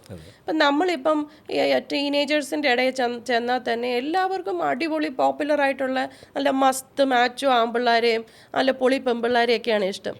പക്ഷെ ഇതൊന്നും അല്ലാതെ വളരെ നോർമലായി വരുന്നു, പഠിക്കുന്നു, പോകുന്നു, ഇല്ല എല്ലാവരോട്ടും ഒരു ഹായ് ബായ് വെക്കുന്നവരോട് നമുക്ക് ഇൻട്രസ്റ്റ് തോന്നത്തില്ല. അങ്ങനെയുള്ളവർ അവർക്കും ഇല്ല ഇമോഷൻസ്. അവർ ചിന്തിക്കുന്ന ഞാൻ ഇത്രയും നല്ലതായിട്ട് പോലും എന്നെ പ്രണയിക്കാനോ സ്നേഹിക്കാനോ എന്നെ സ്നേഹിക്കാൻ എന്നെ ആർക്കും വേണ്ട, എന്നെ പോലെ ഒരാളെ വേണ്ട. അപ്പോൾ അവർ എപ്പോഴും അവർക്ക് ആ നീഡ് മീറ്റ് ചെയ്യാൻ വേണ്ടി അവർ പല റിസോഴ്സസ്. പണ്ട് നമ്മൾ ഈ ചെമ്മീൻ സിനിമയ്ക്കകത്ത് ഞാൻ കടാപ്പുറത്തൂടെ പാടി ഇന്നൊക്കെ പാടാനൊന്നും വയ്യ, നമുക്ക് നേരെ അടുത്ത സോഴ്സിലോട്ട് നമ്മൾ പോകും. പക്ഷേ ഈ സോഴ്സസ് ചില സമയത്ത് ഡേഞ്ചറസ് ആവും. ഇപ്പം നമുക്ക് സങ്കടം വരുമ്പം ChatGPT-യോട് I feeling lonely, can you help എന്ന് പറഞ്ഞാൽ അവർ എന്തെങ്കിലുമൊക്കെ പറയും, ഒരാശ്വാസം. പക്ഷെ ഇതൊരു ഡിപ്പെൻഡൻസി ആവരുത്. ഇത് ഡിപ്പെൻഡൻസി ആകുന്നുണ്ട്. കുട്ടികളിലാണ് ഏറ്റവും കൂടുതൽ ഡിപ്പെൻഡൻസി വരുന്നത്. കാരണം പേരൻസ് അവൈലബിൾ അല്ല, ഇവർക്ക് ഒരുപാട് കാര്യങ്ങൾ ചോദിക്കാനുണ്ട്, ഇവരാരോട് ചോദിക്കും? അതെ. ഒരു ഫസ്റ്റ് പീരീഡ്സ് ആകുന്ന ഒരു കുട്ടി എന്തൊക്കെ കാര്യങ്ങളാണ് ശ്രദ്ധിക്കേണ്ടത്? ഫസ്റ്റ് പീരീഡ്സ് ആകുന്നതിനേക്കാട്ടിലും കൂടുതൽ കുട്ടിയോട് പീരീഡ്സിനെ കുറിച്ച് എപ്പം പറയണമെന്നുള്ളത്. 8 year old ആവുമ്പോഴത്തേക്കിനും അവർ ശാരീരികമായ ഒരുപാട് ചേഞ്ചസ് വരും. പെൺകുട്ടികളുടെ ബ്രസ്റ്റിനകത്ത് ഒരു ചെറിയ ചേഞ്ചസ് വരും, ബ്രസ്റ്റ് ബഡ്സ് വരാൻ തുടങ്ങും, അവരുടെ ശരീരത്തിൽ അവർ ഇറിറ്റബിലിറ്റി കൂടുതൽ കാണിക്കാൻ തുടങ്ങും, അവർക്ക് ക്യൂരിയോസിറ്റി കാണാൻ തുടങ്ങും, ഇങ്ങനെയൊക്കെ വരും. ഇതിന് ഏറ്റവും ഈസി എന്ന് പറഞ്ഞാൽ ഈ വീട്ടിൽ അമ്മയുണ്ടല്ലോ, ഈ അമ്മയ്ക്ക് പീരീഡ്സ് ഉണ്ടല്ലോ, ഈ അമ്മ പീരീഡ്സ് വരുമ്പോൾ ഉണ്ടാകുന്ന ബുദ്ധിമുട്ടുകളെക്കുറിച്ച് ജനറലി വീട്ടിൽ പറഞ്ഞാൽ തന്നെ പീരീഡ്സ് എന്ന് പറയുന്ന കോൺവെർസേഷൻ ഭയങ്കര ഈസിയാണ്. പാഡ് എവിടാന്നിരിക്കുന്നതെന്ന് കുട്ടി അറിയണം. അതെങ്ങനെ അറിയാമെന്ന് ചോദിച്ചാൽ അമ്മ കാണിച്ചു കൊടുക്കണം. അമ്മയ്ക്ക് ഇപ്പോൾ ഒരു ഇമർജൻസിയിൽ ബാത്റൂമിൽ പോയി ഇരിക്കുന്ന സമയത്താണ് പീരീഡ്സ് ആയത്, അമ്മയ്ക്ക് വളരെ ഈസിലി പറയും, മോളെ അല്ലെ മോനെ അവിടെ ഇരിക്കുന്ന ആ പാഡിങ് എടുത്ത് തരൂ. അപ്പം കുട്ടിക്ക് ഒരിക്കലും തോന്നില്ല, ശേ അമ്മ എന്തൊരു സ്ത്രീയാണ്, ഒരിക്കലും തോന്നത്തില്ല. അപ്പം നമുക്ക് അന്നേരം കുട്ടി ചോദിക്കും, എന്താണ് പീരീഡ്സ്, വാട്ട് ഈസ്, ഇതെന്താ ബ്ലഡ് വരുന്നത് എന്താണ് എന്ന് ചോദിച്ചു കഴിയുമ്പോഴത്തേക്കും നമുക്ക് പറഞ്ഞു കൊടുക്കാൻ പറ്റും, നമുക്കൊരു യൂട്രസ് ഉണ്ട് എന്നും ആ യൂട്രസിൻ്റെ lining every month it falls off എന്നും, അപ്പം പെയിൻ വരാം, അപ്പം ഇത് ഇത്ര ദിവസം ഡിസ്ചാർജസ് ഉണ്ടാകാം, അതിൻ്റെ ക്ഷീണങ്ങൾ വരാം, അതിൻ്റെ മൂഡ് സ്വിങ്സ് വരും, ഇങ്ങനെ പറഞ്ഞു കൊടുക്കാം. വളരെ കാഷ്വൽ കോൺവെർസേഷനാണ്. ഇങ്ങനെ പറഞ്ഞു കൊടുക്കുമ്പം കുട്ടികൾക്ക് ഒരിക്കലും വേറെ ഒരു കുട്ടിയോടോ ഒന്നും മോശമായൊരു ഇത് തോന്നില്ല. Everybody will respect teacher. Sex എഡ്യൂക്കേഷൻ്റെ ഏറ്റവും വലിയ ഇമ്പോർട്ടൻസ് എന്ന് പറഞ്ഞാൽ we will be respecting other humans എന്നുള്ളതാണ്. ഒരു പെൺകുട്ടിയെയും നമ്മൾ മോശമായി കാണില്ല, ഒരു ആൺകുട്ടിയെയും നമ്മൾ വെറുക്കില്ല. ഇന്ന് നമ്മളെ പഠിപ്പിച്ച് വെച്ചിട്ട് നമ്മൾ ചെറുപ്പം മുതൽ നമ്മൾ വീട്ടിൽ പഠിപ്പിച്ചത് ആമ്പിളെല്ലാം മോശക്കാരാണ്, പെൺകുട്ടികളെ നശിപ്പിക്കാൻ വരുന്ന കാബാലികന്മാരാണ് ആണുങ്ങൾ എന്നിങ്ങനെ പറഞ്ഞു വെച്ചേക്ക. ആൺകുട്ടികളോട് പറഞ്ഞിരിക്കുന്നത് നിങ്ങൾ നല്ല ആമ്പിളരാ, നിങ്ങളെ വശീകരിക്കാൻ വരുന്ന ഇങ്ങനെയുള്ളവരെയാണ് നാളെ നമ്മൾ കല്യാണം കഴിപ്പിക്കുന്നത്. ഇതിൻ്റെ ഏറ്റവും വലിയ പ്രശ്നം എന്താണെന്നറിയോ? ഇവർ നേരെ സെർച്ച് ചെയ്യുന്നത് ഒരു 8 years കഴിയുമ്പോൾ സെക്ഷുവൽ എന്ന് വെച്ചാൽ ഇൻഫാക്ച്വേഷൻസ് ഒക്കെ തുടങ്ങിയാൽ തന്നെ ഇവർ ഫ്രണ്ട്സിൻ്റെ ഇടയിൽ സെക്സ് എന്ന് പറയുന്ന കോൺവെർസേഷനൊക്കെ വരാൻ തുടങ്ങും. ഒരു 10 വയസ്സൊക്കെ ആകുമ്പോഴത്തേനെ കുറിച്ച് എക്സ്പ്ലോർ ചെയ്യണം. അപ്പോൾ ഇപ്പം നമ്മൾ ഈ പിള്ളേരെ ഫോൺ കൊടുത്തിട്ട് വീഡിയോ കാണിക്കുന്നു, ഫുഡ് കഴിക്കാനൊക്കെ ഫോൺ കൊടുക്കുന്നു. ഇതേ കുട്ടികളാണ് പലതും സെർച്ച് ചെയ്ത് ഇവർ ഫോൺ കാണും. ഇത് പണ്ട് ഒരു 2019 വരെ സർവേ വെച്ചിട്ട് 11 വയസ്സായിരുന്നു ഫസ്റ്റ് എക്സ്പോഷർ ടു പോൺ. പക്ഷേ ഇന്നത്തെ സ്റ്റഡി അനുസരിച്ച് 5 to 6 years ആണ്. അപ്പോൾ ഈ കുട്ടിയെ സംബന്ധിച്ചിടത്തോളം നേരത്തെ ഇൻഫർമേഷൻ കിട്ടുകയാണ്, അതും റോങ് ഇൻഫർമേഷനാണ്. ഫോൺ കണ്ടിട്ടുള്ള ഇപ്പം ഈ നമ്മുടെ നാട്ടിൽ പണ്ട് തുണ്ടുപടം എന്നൊക്കെ പറയും, അതെ, അതൊക്കെ കണ്ടിട്ടുള്ളത് വളരെ. ഞാനൊക്കെ സ്കൂളിൽ പോകുന്ന സമയത്ത് ഞങ്ങളുടെ നാട്ടിൽ ഒരു തിയേറ്ററുണ്ട്, ഇതിനു വേണ്ടിയുള്ള തിയേറ്ററാണ്. ഇതൊന്നും ആരും വന്ന് പറഞ്ഞു തന്നിട്ടില്ല, പക്ഷെ നമുക്കറിയാം അവിടെ പോയിട്ട് വരുന്ന. ഞാൻ കണ്ടിട്ടുണ്ട് ഈ അപ്പച്ചന്മാരൊക്കെ തലേ കൂടെ. ഞാനപ്പോൾ ഓർത്തിട്ടുണ്ട്, എടാ ഇത്രയും നാണം കെട്ട് കയറാനാണെങ്കിൽ കയറാതിരുന്നൂടെ. അങ്ങനെ ചെയ്യുന്നൊരിതാണ്. ഇപ്പം അങ്ങനെയല്ല, നമ്മുടെ വീട്ടിൽ നമ്മുടെ ഒരു കോർണറിലിരുന്ന് നമുക്കിത് കാണാം. പക്ഷെ ഈ കാണുന്ന ഒരു പോണിനകത്തും ശരിക്കും ഉള്ള ഒരു സെക്സിനെ കുറിച്ചല്ല പറയുന്നത്. Sex is more about communication, sex is more about respect, sex is more about emotional availability, sex is more about എങ്ങനെ ഒരാൾക്ക് വേണ്ടി ഒരുങ്ങുന്നു. സെക്സ് എന്ന് പറഞ്ഞാൽ ഞാൻ നിനക്ക് വേണ്ടി എൻ്റെ വൾണറബിലിറ്റി വരെ ഓപ്പൺ അപ്പ് ആക്കാൻ തയ്യാറാണ് എന്ന് പറയുന്നതാണ് സെക്സ്. പക്ഷെ ഇതൊരിക്കലും പോണിൽ നിന്ന് ആർക്കും കിട്ടില്ല. അതുകൊണ്ട് തന്നെ പോൺ കണ്ടാണ് സെക്സിനെ കുറിച്ച് പഠിക്കുന്നതെങ്കിൽ നമ്മൾ നമ്മുടെ പാർട്ട്ണറിനെ വളരെ അബ്യൂസീവായിട്ടേ കാണത്തുള്ളൂ. നമ്മുടെ പാർട്ട്ണർ എപ്പോഴും നമുക്കൊരു ഫാൻറ്റസിയാണ്. എനിക്ക് തെറാപ്പിയിൽ വന്നിട്ടുള്ള ആൾക്കാർ പറഞ്ഞിട്ടുണ്ട്, ഇപ്പം സ്ത്രീകൾ പറഞ്ഞിട്ടുള്ള കാര്യമാണ്, പുള്ളി എന്നെ സ്നേഹിക്കുമൊന്നുമല്ല, പുള്ളി കണ്ടിട്ടുള്ള പല കാര്യങ്ങളും എൻ്റെ മേൽ എടുത്ത് ഉപയോഗിക്കുന്നത് പോലെ എനിക്ക് തോന്നിയിട്ടുണ്ട്. അതവർക്ക് ഫീൽ ചെയ്യും, നമ്മൾ പറഞ്ഞില്ലെങ്കിൽ പോലും അവർക്ക് ഫീൽ ചെയ്യും ഇത് എന്നോടല്ല, പുള്ളിയുടെ മനസ്സിലെ രാജകുമാരിയാണ് പുള്ളി അവിടെ കാണുന്നത്. അപ്പം ഇറ്റ്സ് പെയിൻഫുൾ. അപ്പോൾ ഈ ഓവർ കെയറിങ് ഭയങ്കര ബുദ്ധിമുട്ടായിട്ട് ഫീൽ ചെയ്യില്ല? ആ ഒരു റിലേഷനിൽ നിന്ന് ആൾക്കാർ ഇറങ്ങി ഓടാൻ വേണ്ടി ശ്രമിക്കൂലേ? ഓടാൻ വേണ്ടി ശ്രമിക്കും, പക്ഷെ നമ്മുടെ കൾച്ചർ അവിടെ ഒരു വലിയ ഇത് ചെയ്യുന്നുണ്ട്, അങ്ങനെ ഓടിപ്പോകില്ല. പക്ഷെ അതൊരു നിസ്സഹായ അവസ്ഥ. കെയറിങ് ആണ്, സ്ത്രീകൾ പറയും അവർക്ക് എന്താ വേണ്ടതെന്ന്. അത് കൊടുക്കുവാണെങ്കിൽ, അത് മനസ്സിലാക്കി കൊടുക്കുവാണെങ്കിൽ, അവരെ കൊണ്ട് റിപ്പീറ്റഡ്ലി പറയിപ്പിക്കുമ്പോഴാണ് അവർ നാഗിയായി മാറുന്നത്. കെയറിങ് എല്ലാവർക്കും ഇഷ്ടമാണ്. എന്നെ എൻ്റെ ഭർത്താവ് കെയർ ചെയ്യുന്നത് എനിക്ക് ഇഷ്ടമാണ്. റിലേഷൻഷിപ്പ് ഉണ്ടെങ്കിൽ അവർ കെയർ ചെയ്യുന്നത് നമുക്ക് നല്ലതല്ലേ. പക്ഷേ ഈ കെയറിങ്ങിൻ്റെ പേരിൽ നമ്മൾ പൊസസീവ്നെസ്സും നമ്മുടെ ടോക്സിക് ട്രേറ്റ്സും കാണിക്കുവാണെങ്കിൽ അത് കെയറിങ് അല്ല എന്ന് ഇവർക്കറിയാം. നമ്മുടെ പുറകെ നടക്കുക, എല്ലാ കാര്യത്തിലും നിയന്ത്രിക്കുക, എല്ലാത്തിനെയും കുറിച്ച് അഭിപ്രായം പറയുക. നമുക്കൊരു ജീവിതമില്ല, നമ്മളിങ്ങനെ കഴുത്തിട്ട് പിടിച്ചിട്ടാ ഞാൻ നിന്നെ സ്നേഹിക്കുന്ന മനസ്സിലാവുന്നുണ്ടോ എന്ന് ചോദിച്ചാൽ എല്ലാവർക്കും മനസ്സിലാവും. അത് ഓവർ കെയറിങ് എന്ന് പറഞ്ഞ് നമ്മൾ കളയേണ്ട കാര്യമില്ല. ഈ സംശയങ്ങൾ ഉണ്ടാകുന്നത് എപ്പോഴാണ് ഒരു മനുഷ്യന്? നമ്മുടെ പേഴ്സണൽ ഇൻസെക്യൂരിറ്റിയാണ് സംശയം. അതൊരു ആക്രമണ വാസനയായിട്ട് അങ്ങനെ മാറാറുണ്ടോ? കണ്ടന്റ്, നമ്മൾ വാച്ച് ചെയ്യുന്ന കണ്ടന്റാണ് നമ്മുടെ ബിഹേവിയേഴ്സിനെ ഡെവലപ്പ് ചെയ്യുന്നത്. അത് വീടുകളിൽ തന്നെ അങ്ങനെ ഉണ്ടാവാറുണ്ട്. പിന്നെ നമ്മുടെ വീടുകളിൽ അബ്യൂസീവായിട്ടാണ് പേരൻസ് ബിഹേവ് ചെയ്യുന്നതെങ്കിൽ മക്കൾ ചിന്തിക്കുന്നത് ദിസ് ഇസ് നോർമൽ. അമ്മയെ അടിക്കുന്ന അപ്പനെ കണ്ടു കഴിഞ്ഞാൽ കുഞ്ഞിൻ്റെ വിചാരം ഓക്കെ, അപ്പോൾ എൻ്റെ പാർട്ട്ണർ മോശമായിട്ട് ബിഹേവ് ചെയ്യുന്നു, എല്ലാ സുഹൃത്തും മോശമായി ബിഹേവ് ചെയ്യുന്നു, അടിക്കുന്നത് വലിയ കുഴപ്പമില്ല. പല വീടുകളിലും പ്രായമുള്ളവർ പറഞ്ഞു കൊടുക്കുന്ന ഭർത്താവായ ഭാര്യയെ തല്ലിയെന്നൊക്കെ ഇരിക്കും. ഇത് കേട്ട് വളരുന്ന കുട്ടി നാളെ ഭാര്യയെ തല്ലത്തില്ലേ? എന്തുകൊണ്ടാണ് നിന്ന് ഇത്രയും ഡിവോഴ്സ് റേറ്റ്സ് കൂടുന്നത്? പെൺപിള്ളേർ അഹങ്കാരികളും എഡ്യൂക്കേറ്റഡും ജോലിയുള്ളത് കൊണ്ടുമല്ല, അവർക്ക് അവയർനെസ് ഉണ്ട്, ചെയ്യുന്ന തെറ്റാണ്, ഇതിനെ ടോളറേറ്റ് ചെയ്ത് കഴിഞ്ഞാൽ എൻ്റെ അമ്മയും അപ്പനും അനുഭവിച്ചതുപോലെ അവസാനം വരെ ഇത് അനുഭവിക്കേണ്ടി വരുമെന്ന് അവർക്ക് അറിയാവുന്നതുകൊണ്ടാണ് അവരതിൽ നിന്ന് സ്റ്റെപ്പ് ഔട്ട് ചെയ്യുന്നത്. അല്ലാതെ ഒരു മോശമായ കാര്യം. അതിൻ്റെ അർത്ഥം എന്ന് പറഞ്ഞാൽ ഈ പറയുന്ന അബ്യൂസീവ് ആകുന്നവരൊക്കെ they are trying to express something. അവർ അൺഅറ്റൻഡഡ് ആയിട്ടുള്ള കുറേ നീഡ്സ് ഉണ്ട്, അവർ കുറേ ആഗ്രഹങ്ങളുണ്ട്. ചെറുപ്പത്തിൽ അവരെ മനസ്സിലാക്കണമെന്ന് വിചാരിച്ച കുറേ ഏരിയാസ് ഉണ്ട്, അതൊന്നും ആരും കണ്ടിട്ടില്ല. അപ്പം അവർക്ക് ഒരാളെ കിട്ടുമ്പോൾ ആ ആൾ പ്രതികരിക്കൂല, അല്ലേ എന്നെ ഓവർ പവർ ചെയ്യൂല എന്ന് കണ്ടു കഴിയുമ്പോഴത്തേക്കിനും അവർ ഉള്ളിൽ ഉറങ്ങിക്കിടന്ന ഒരു ഇന്നർ സോളുണ്ട്, അത് പുറത്തു വരും.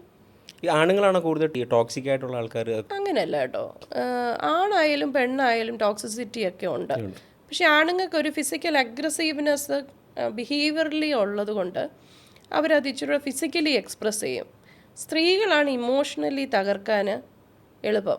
പല സമയത്തും ആണുങ്ങളുടെ വിചാരം പെണ്ണുങ്ങളെ ഇപ്പം അടിക്കുകയോ ഉപദ്രവിക്കുകയൊക്കെ ചെയ്ത് കഴിഞ്ഞാൽ നിങ്ങൾ അടിച്ചോ, പക്ഷെ നിങ്ങൾക്ക് സ്വസ്ഥത തരാതെ തിരിക്കാനുള്ളത് നമ്മുടെ കൈ കാണും. The more you make the lady go through pain, she will create an environment where you cannot survive. ഒരു രീതിയിലും ഒരു കുട്ടിയെ സ്നേഹിക്കാതെ വളർത്തുകയെന്ന് വിചാരിച്ചോ, ആ കുട്ടിക്ക് നല്ല സ്നേഹം കിട്ടുന്നു എന്ന് തോന്നിക്കഴിയുമ്പോൾ ആ കുട്ടി ആളെ അങ്ങോട്ട് പിടിച്ച് വേറെ ആർക്കും വിട്ടുകൊടുക്കാതെ ഇരിക്കും. പക്ഷേ കുറച്ച് കഴിയുമ്പോഴത്തേക്കിന് ആ കുട്ടിക്ക് ഓരോ പ്രായമാണ്, ഒരു 30 വയസ്സ് കഴിയുമ്പോഴത്തേക്കും കുട്ടിക്ക് മനസ്സിലാവും ഇത് സ്നേഹത്തെക്കാട്ടിലും കൂടുതൽ ടോക്സിസിറ്റിയാണ് ഞാൻ കാണിക്കുന്നത്. അപ്പോൾ എന്തുണ്ടാവുന്നത്? ഗിൽറ്റ് ഉണ്ടാവും. ആ ഗിൽറ്റിൽ നിന്ന് ഡിറ്റാച്ച്മെൻറ്റ് ഉണ്ടാവും. അപ്പോൾ ആ ആൾക്ക് മനസ്സിലാവും ഇവിടെ സ്നേഹമല്ല നടക്കുന്നതെന്ന്. ടോക്സിസിറ്റി 2 പേർക്കും മനസ്സിലാവും, അവർ തമ്മിൽ അകലാൻ തുടങ്ങും, അവർ തമ്മിൽ വഴക്കുകൾ കൂടുതലാവുന്നത്. അതുകൊണ്ടാണ് ഇപ്പം നമ്മൾ നോക്കുകയാണെങ്കിൽ ഏറ്റവും കൂടുതൽ പ്രശ്നങ്ങൾ നടക്കുന്നത് 30 വയസ്സിന് ശേഷമാണ്. 30 വയസ്സിന് മുമ്പ് വരെയും ഭയങ്കര നല്ലതായിട്ട് പോയി അവൾക്ക് വേഗം മാറ്റം വന്നത്. പലരും പറയുന്നതാണ് സ്ത്രീകൾക്ക് പ്രസവത്തിന് ശേഷമാണ്. പ്രസവത്തിന് ശേഷം അല്ല, കുട്ടി ഉണ്ടായി കഴിയുമ്പോൾ അവർക്ക് റിയലൈസേഷനാണ് ഉണ്ടാകുന്നത്. യൂടാ ഞാനൊരു വളരെ അൺഹെൽത്തി ആയിട്ടുള്ള റിലേഷൻഷിപ്പിലാണ്, ഈ കുട്ടി വന്നു, ഇതെന്ത് ചെയ്യും, ഇത് കണ്ടത് വളരാൻ പോവുകയാണ്, it's not going to be in a good state. അപ്പോൾ സ്ത്രീകൾ കുട്ടിക്ക് വേണ്ടി ഇവോൾവ് ആവാൻ തുടങ്ങും. പല സമയത്തും ഇപ്പം നമ്മൾ ചുറ്റുപാട് നോക്കൂ, നമ്മുടെ പ്രായമുള്ള സ്ത്രീകളെ നോക്കൂ, അവർ ഭർത്താക്കന്മാർ മരിച്ചാലും ആ കുട്ടിയെ വളർത്താൻ വേണ്ടി എന്തും ചെയ്ത് നിൽക്കും, എന്തും ചെയ്ത് നിൽക്കും. ആ കുട്ടിക്ക് എന്തെങ്കിലും പറ്റിക്കഴിഞ്ഞെന്ന് വെച്ചാൽ ആനിമൽസ് പോലും ഭയങ്കരമായിട്ട് റിയാക്ട് ചെയ്യും. ഇത് സ്ത്രീകളുടെ ഒരു നേച്ചറാണ്. അവർ the more you give them pain the more they become powerful. അവരുടെ മസ്കുലൈൻ നേച്ചർ പുറത്തു വരും. അതുകൊണ്ട് തന്നെ നിങ്ങൾക്കിപ്പം പ്രേക്ഷകർക്ക് ഇപ്പം സ്ത്രീകളെ നല്ല അടുക്കും ചിട്ടയും സ്നേഹത്തോടെ കരുതുന്ന ഒരു പണ്ടത്തെ മമ്മൂട്ടി സിനിമയിൽ പറയുന്ന പോലെ പൂമുഖവാതിക്കൽ സ്നേഹം, അതാ ഉദ്ദേശിക്കുന്നെങ്കിൽ അവരെ ഏറ്റവും ഹാപ്പി ആക്കി വെക്കുക. ആ ഫെമിനിറ്റി ഏറ്റവും കൂടുതൽ പുറത്തു വരുമ്പോഴാണ് നിങ്ങൾ ഉദ്ദേശിക്കുന്ന പൂമുഖവാതിക്കൽ സ്നേഹം പെണ്ണിനെ മനസ്സിലാക്കുക എന്നുള്ളതാണ്. അതെ, അവരെ കേൾക്കുന്നു, അവരെ റെസ്പെക്റ്റ് ചെയ്യുന്നു, അവരുദ്ദേശിക്കുന്ന പോലെ അവരെ സ്നേഹിക്കുന്നു, അവരെ കരുതുന്നു എന്ന് കണ്ടു കഴിഞ്ഞാൽ ഫെമിനൈൻ സൈഡ് വരും.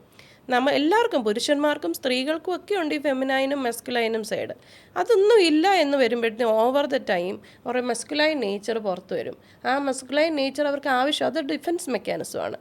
എന്നാലേ അവർക്ക് അവിടെ ജീവിക്കാൻ പറ്റത്തുള്ളൂ എന്ന് അവരുടെ നെർവസ് സിസ്റ്റം മനസ്സിലാക്കിയിട്ടാണ് അവർക്ക് ആ നേച്ചർ കൊണ്ട്. ഇത് തന്നെ പുരുഷന്മാർക്കും ഉണ്ട്. പല സമയത്തും പുരുഷന്മാർ ചിന്തിക്കുന്നത് അവരിലൊരു ഫെമിനൈൻ സൈഡ് വരുന്നത് എന്തോ അവരുടെ ഒരു ആണത്വത്തിനൊരു. പക്ഷെ നിങ്ങൾ നോക്കിക്കോ, പെൺകുട്ടികൾക്ക് എന്നുവെച്ചാൽ ഇച്ചിരി ബോധമുള്ള പെൺകുട്ടികൾക്ക് ഈ പറയുന്ന ഫെമിനൈൻ സൈഡുള്ള ആമ്പിള്ളേരോട് ഇഷ്ടമാണ്. അവരെ ഇച്ചിരി കരുതുന്നു, കെയറിങ്, അണ്ടർസ്റ്റാൻഡിങ്, എല്ലാവരും ഇൻറ്റിമസിയിൽ തന്നെ ഭയങ്കര റെസ്പെക്റ്റ്ഫുൾ ആയിട്ടൊക്കെ വരുന്നു എന്ന് കണ്ടു കഴിഞ്ഞാൽ they will fall for it. അങ്ങനെയാണ് ഈ LGBTQ പിള്ളേർ പോകുന്നത്. അതുമാകാം, അതും ഒരു കാരണം. അവർക്ക് ഇച്ചിരി സേഫ് ആയിട്ട് തോന്നുന്നു, അവർക്ക് ഇച്ചിരി അണ്ടർസ്റ്റാൻഡിങ് ആയിട്ട് തോന്നുന്നു, അവർക്ക് ഇച്ചിരി കാര്യങ്ങൾ അവരുടെ ലെവലിലാണ് സംസാരിക്കുന്നതിൽ മനസ്സിലാക്കുന്നത് എന്ന് തോന്നുന്നത് കൊണ്ടും ആകാം LGBTQ പോകുന്നത്. നമ്മളിപ്പോൾ നല്ലൊരു ചെറുക്കം പോവാണെന്ന് വിചാരിച്ചോ, നിങ്ങൾ ആണുങ്ങളും പറയത്തില്ലേടാ അവൻ കൊള്ളാമല്ലോടാ, ഞങ്ങൾ പെണ്ണുങ്ങളും പറയും എടി അവള് സൂപ്പറാ, തകർത്തിട്ടുണ്ട് എന്ന് പറയും. ഇതൊരു നമുക്കൊരു അട്രാക്ഷൻ തോന്നിയിട്ടാണ്, ഈ ഇമോഷൻസ് അട്രാക്ഷൻ തോന്നിയാണ് നമ്മൾ ഒരാളോട് സംസാരിക്കാൻ ചിലപ്പം തുടങ്ങുന്നത്. ചിലപ്പോൾ നമ്മളോട് സംസാരിച്ച് കഴിയുമ്പോൾ, നമ്മൾ ഒരാളോട് സംസാരിച്ച് കഴിയുമ്പോഴായിരിക്കും നമുക്ക് അവരോട് അട്രാക്ഷൻ തോന്നുന്നത്. പക്ഷേ അതൊരു ഇമോഷണൽ കണക്ഷനായി മാറുമ്പോൾ ഇവഞ്ച്വലി നമുക്ക് അതൊരു സെക്ഷുവൽ നീഡിലോട്ടുമൊക്കെ പോകാവുന്നുള്ളൂ. പലപ്പോഴും നമ്മൾ പറയുന്നൊരു കാര്യമുണ്ട്, നല്ല സുഹൃത്തുക്കളെ ഒക്കെ നല്ല ഹസ്ബൻഡ് ആൻഡ് വൈഫായിട്ട് ജീവിക്കാൻ പറ്റത്തുള്ളൂ. കാരണം അവരിൽ എപ്പോഴും നമുക്ക് പ്രണയിച്ചിരിക്കാൻ പറ്റത്തില്ല, പക്ഷെ എപ്പോഴും നമുക്ക് നല്ല സൗഹൃദം, എന്തും പറയാനുള്ളൊരു എന്തും പറയാം, ഏത് ഇതിലും ഇരിക്കാൻ പറ്റും. അത് സൗഹൃദത്തിനകത്ത് പറ്റുന്നത്. പ്രണയത്തിന് നമുക്ക് എപ്പോഴും നമുക്ക് ഫാൻറ്റസി വേണം, ഒരു ഡിസയറബിലിറ്റി വേണം, ഒരു അഡോറേഷൻ വേണം, അതിനൊക്കെയായിട്ട് നമ്മൾ കുറേ പ്രിപ്പയറൊക്കെ ചെയ്യേണ്ടി വരും. പക്ഷേ ഫ്രണ്ട്ഷിപ്പിനകത്ത് അതിൻ്റെ ആവശ്യം വരും. അതുകൊണ്ടാണ് പല കുട്ടികളും ഫ്രണ്ട്ഷിപ്പിൽ തുടങ്ങിയിട്ട് അതൊരു പ്രണയത്തിലേക്ക് പോകുന്നത്. അപ്പോൾ ഈ ഒരു കല്യാണം കഴിക്കുന്ന ഒരു വ്യക്തിയിൽ എപ്പോഴും ആ ഒരു റിലേഷൻ നിലനിൽക്കണമെങ്കിൽ ഒരു സൗഹൃദം അതിലുണ്ടായിരിക്കണം. സൗഹൃദം ഉണ്ടായിരിക്കണം. നന്നായിട്ട് പ്രണയിക്കാൻ അറിയാവുന്നവരെ കല്യാണം കഴിയാവും പറ്റും.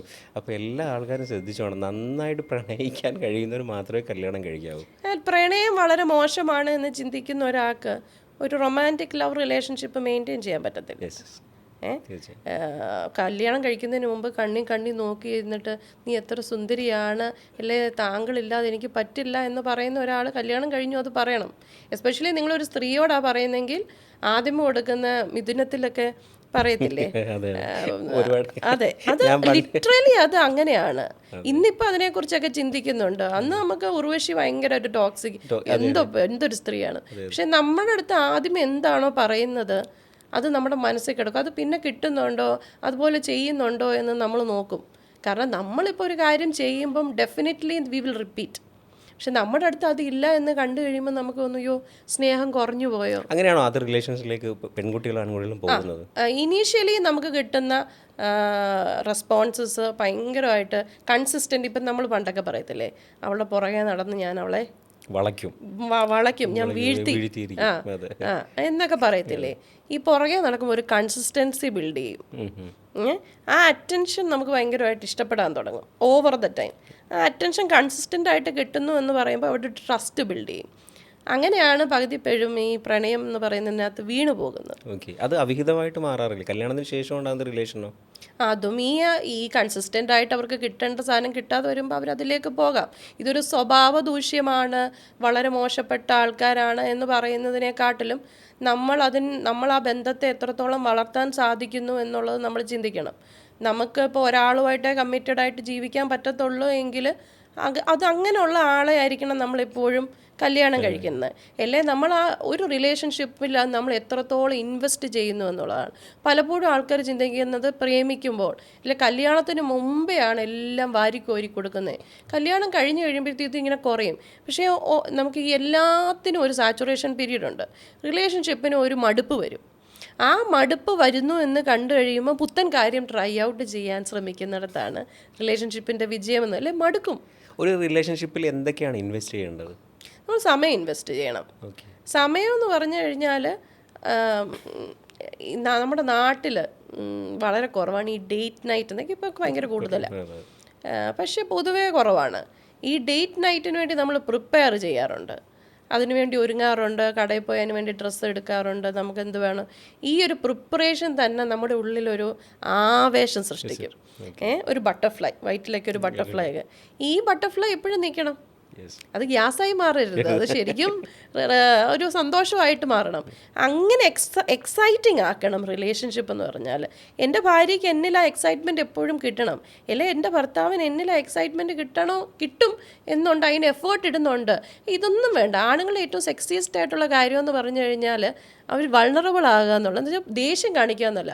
എൻ്റെ അടി എൻ്റെ കയ്യിൽ നിന്ന് പാളി എന്ന് പറഞ്ഞൊന്ന് കരഞ്ഞു നോക്കാം, നിങ്ങളുടെ ഭാര്യ ഇങ്ങനെ വീഴും, വിടൂല. അല്ലാതെ എൻ്റെ അമ്മ തളരത്തില്ല, ഞാൻ ഇന്ന് പൊളിക്കും എന്നൊക്കെ പറഞ്ഞു കഴിഞ്ഞാൽ അവർക്കറിയാം എത്രത്തോളം ഇതൊക്കെ പോകുമെന്ന്.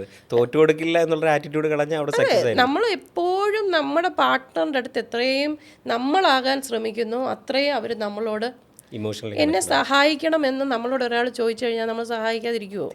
നമ്മുടെ വീടിൻ്റെ മുമ്പിൽ വന്ന് നോക്ക് ചെയ്തിട്ട് എനിക്കൊരു വല്ലാത്ത അവസ്ഥയാണ്, എനിക്ക് ഇച്ചിരി വെള്ളം താ, അല്ലെ കഴിക്കാൻ താ, അല്ലെ എനിക്കൊരു 10 രൂപ തരാമോ വണ്ടിക്കൂലിക്കെന്ന് വെച്ചാൽ നമ്മൾ കൊടുക്കും.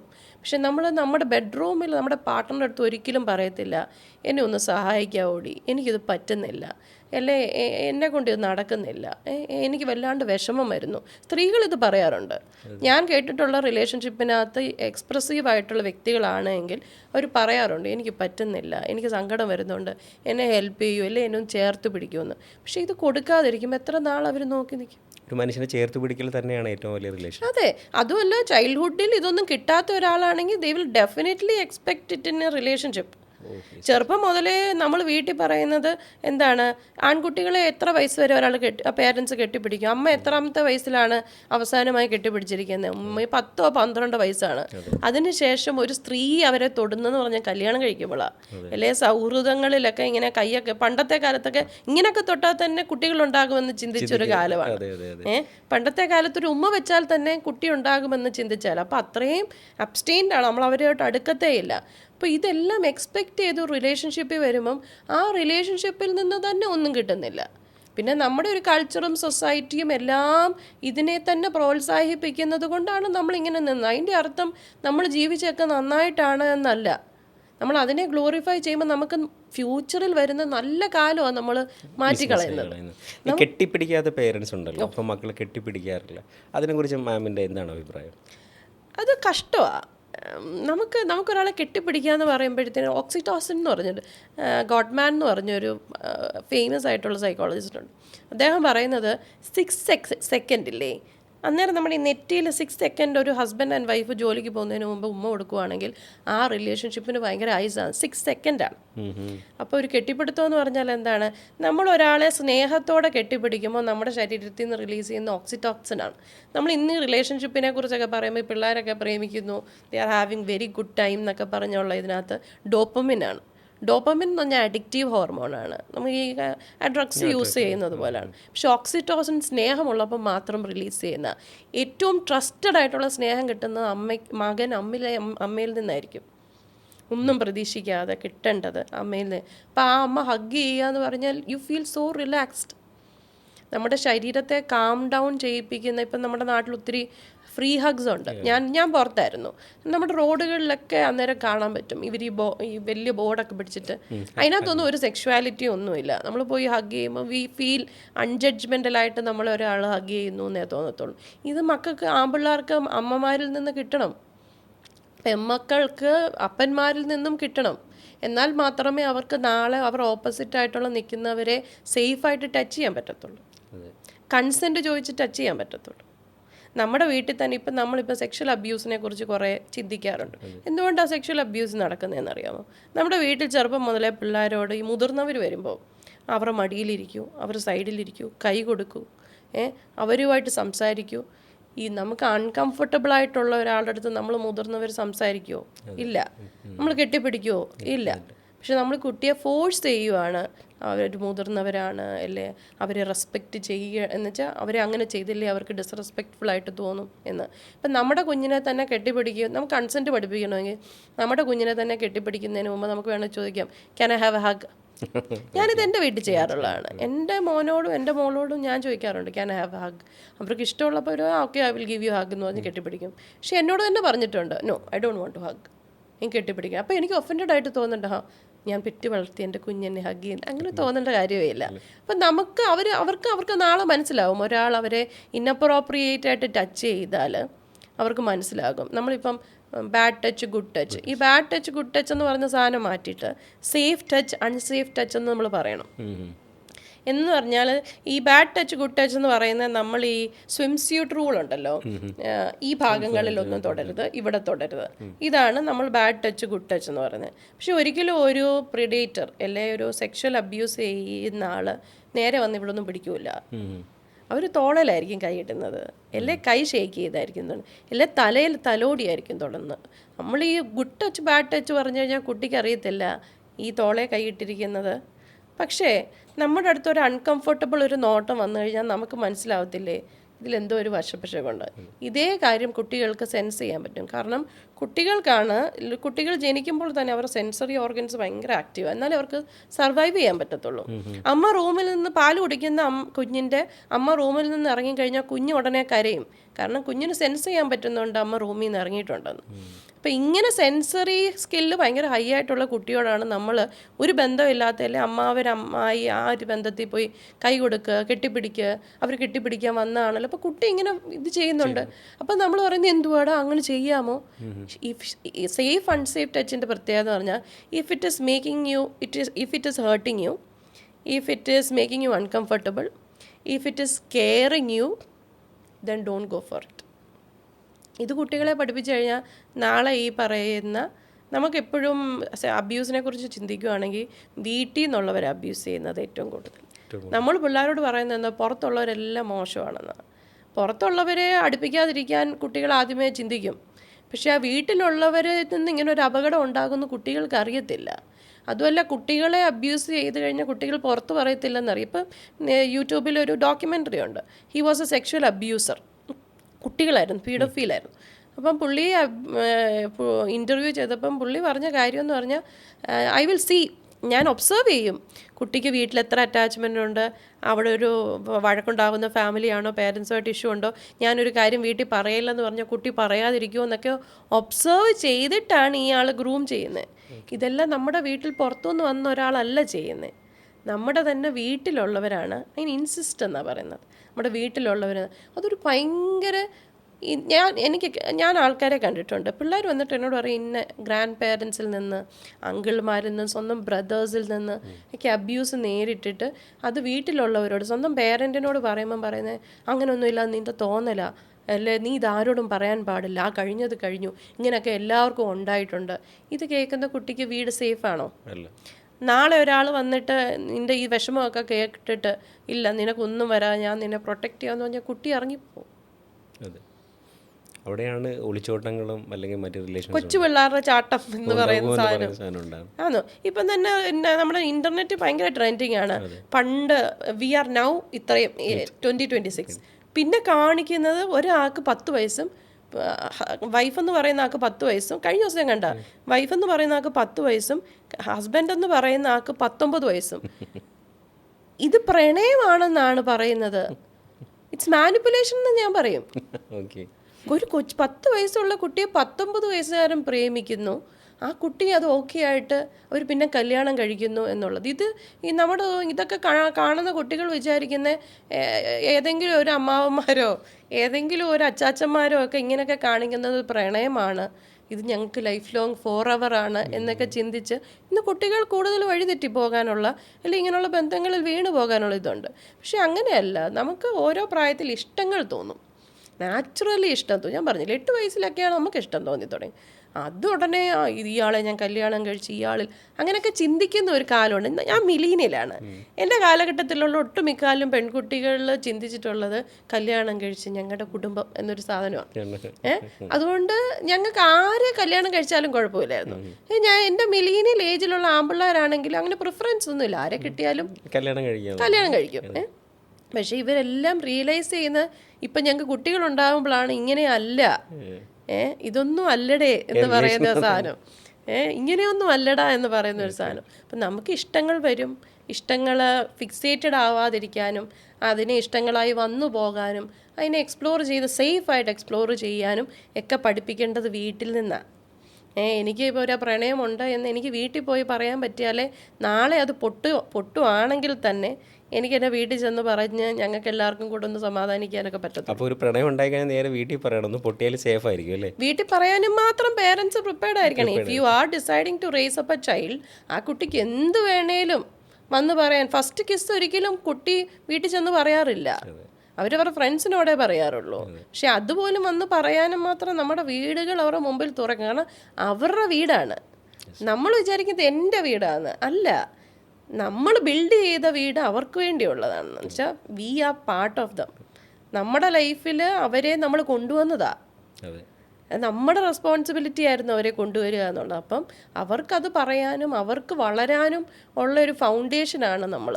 അത് നമ്മൾ സ്ട്രോങ് ആക്കി കൊടുത്തില്ലേ കുട്ടികൾ അവരുടേതായുള്ള രീതിയിൽ പോകും. ഇപ്പോൾ ഏറ്റവും കൂടുതൽ നമ്മൾ ഒരു ഇഷ്ടത്തിൽ നമുക്കൊരു ഫിസിക്കലി ഒരു അട്രാക്ഷൻ ഫീൽ ചെയ്യുന്ന ഒരു വ്യക്തിയോട് നമ്മളൊരു സെക്സ് ഒക്കെ ചെയ്തതിന് ശേഷം ആ ഒരു റിലേഷൻ നമ്മൾ തകർന്നു പോകും, അല്ലെങ്കിൽ അത് ബ്രേക്കപ്പ് ആയെന്ന് വിചാരിക്കുക. പിന്നീട് അല്ല ആൺകുട്ടി അല്ല പെൺകുട്ടികളാണ് കൂടുതൽ അത് കേസ് കൊടുത്തത്, ഇന്ന ആൾ എന്നെ റേപ്പ് ചെയ്തു അല്ലെങ്കിൽ എന്നെ പീഡിപ്പിച്ചു എന്നൊക്കെ പറഞ്ഞു ഇങ്ങനെ കേസുകളൊക്കെ ഉണ്ടാവാറില്ലേ? അപ്പോൾ ഇങ്ങനെയുള്ളൊരു എക്സ്പീരിയൻസിൽ ഒരു ഗേളിൻ്റെ ഭാഗത്താണോ തെറ്റ്, അത് ബോയുടെ ഭാഗത്താണോ തെറ്റ് വരിക? നമ്മളൊരു 18 വയസ്സിന് താഴെയാണ് എങ്കിൽ സെക്സ് ചെയ്താൽ അകത്ത് പോവും ആൺപിള്ളേർ. അതിന് കാരണം നമ്മുടെ ബ്രെയിൻ ഡെവലപ്മെൻറ്റിൻ്റെ ഒരു പ്രത്യേകത എന്ന് പറഞ്ഞാൽ 25 ഇയേഴ്സ് വരെയാണ് ഈ ഫ്രണ്ട് പോർഷന് പറയുന്നത് പ്രീ ഫ്രോണ്ടൽ കോർട്ടെക്സ് എന്നാണ്. നമുക്ക് decision making, organising, execution, problem solving, decision അങ്ങനെ പല കാര്യങ്ങളും ചെയ്യുന്ന ഈ പ്രീ ഫ്രോണ്ടൽ കോർട്ടെക്സാണ്. ഇത് ഫുള്ളി ഡെവലപ്ഡ് ആകുന്ന ഒരു 25, 26, 27 ഏജിലാണ്. അപ്പോൾ ഇതിനു മുമ്പേ നമുക്ക് ഉണ്ടാകുന്ന എല്ലാ കാര്യത്തെക്കുറിച്ചും നമുക്ക് ക്ലിയർ കട്ട് ഇൻഫർമേഷൻ ഉണ്ടെങ്കിലും ഡിസിഷൻ മേക്കിംഗ് വേണേൽ പാളാം.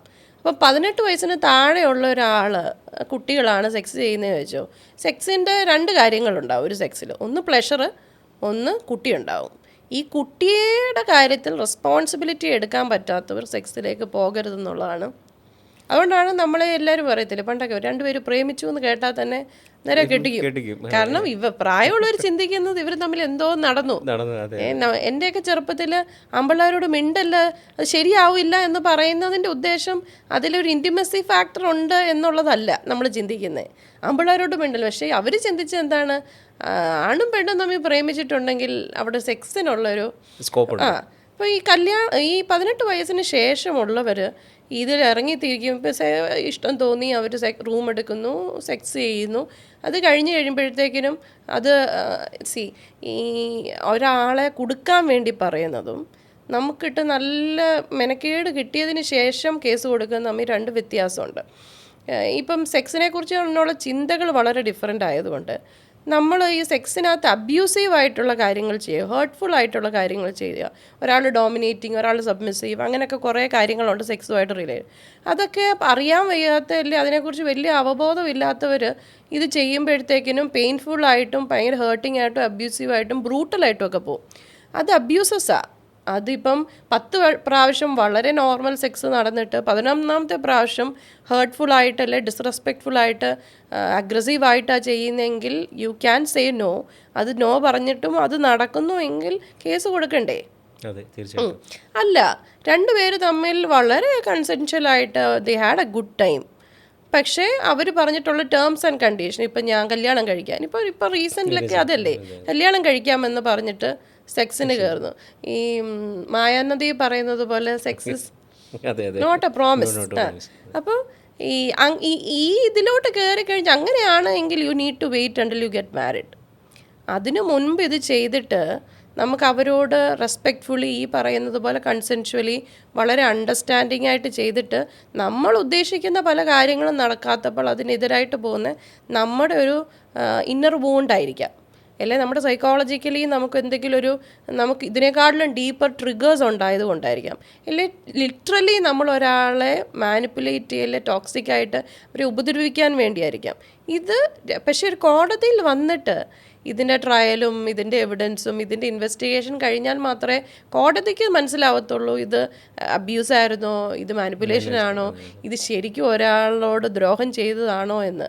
പക്ഷേ ഇതിലോട്ട് കയറുന്ന 2 പേര്, അതുകൊണ്ട് തന്നെ കയറുമ്പോഴേ നമ്മൾ അറിയണം ഇതിന് ഇങ്ങനെ ഭാഗങ്ങളുണ്ട്.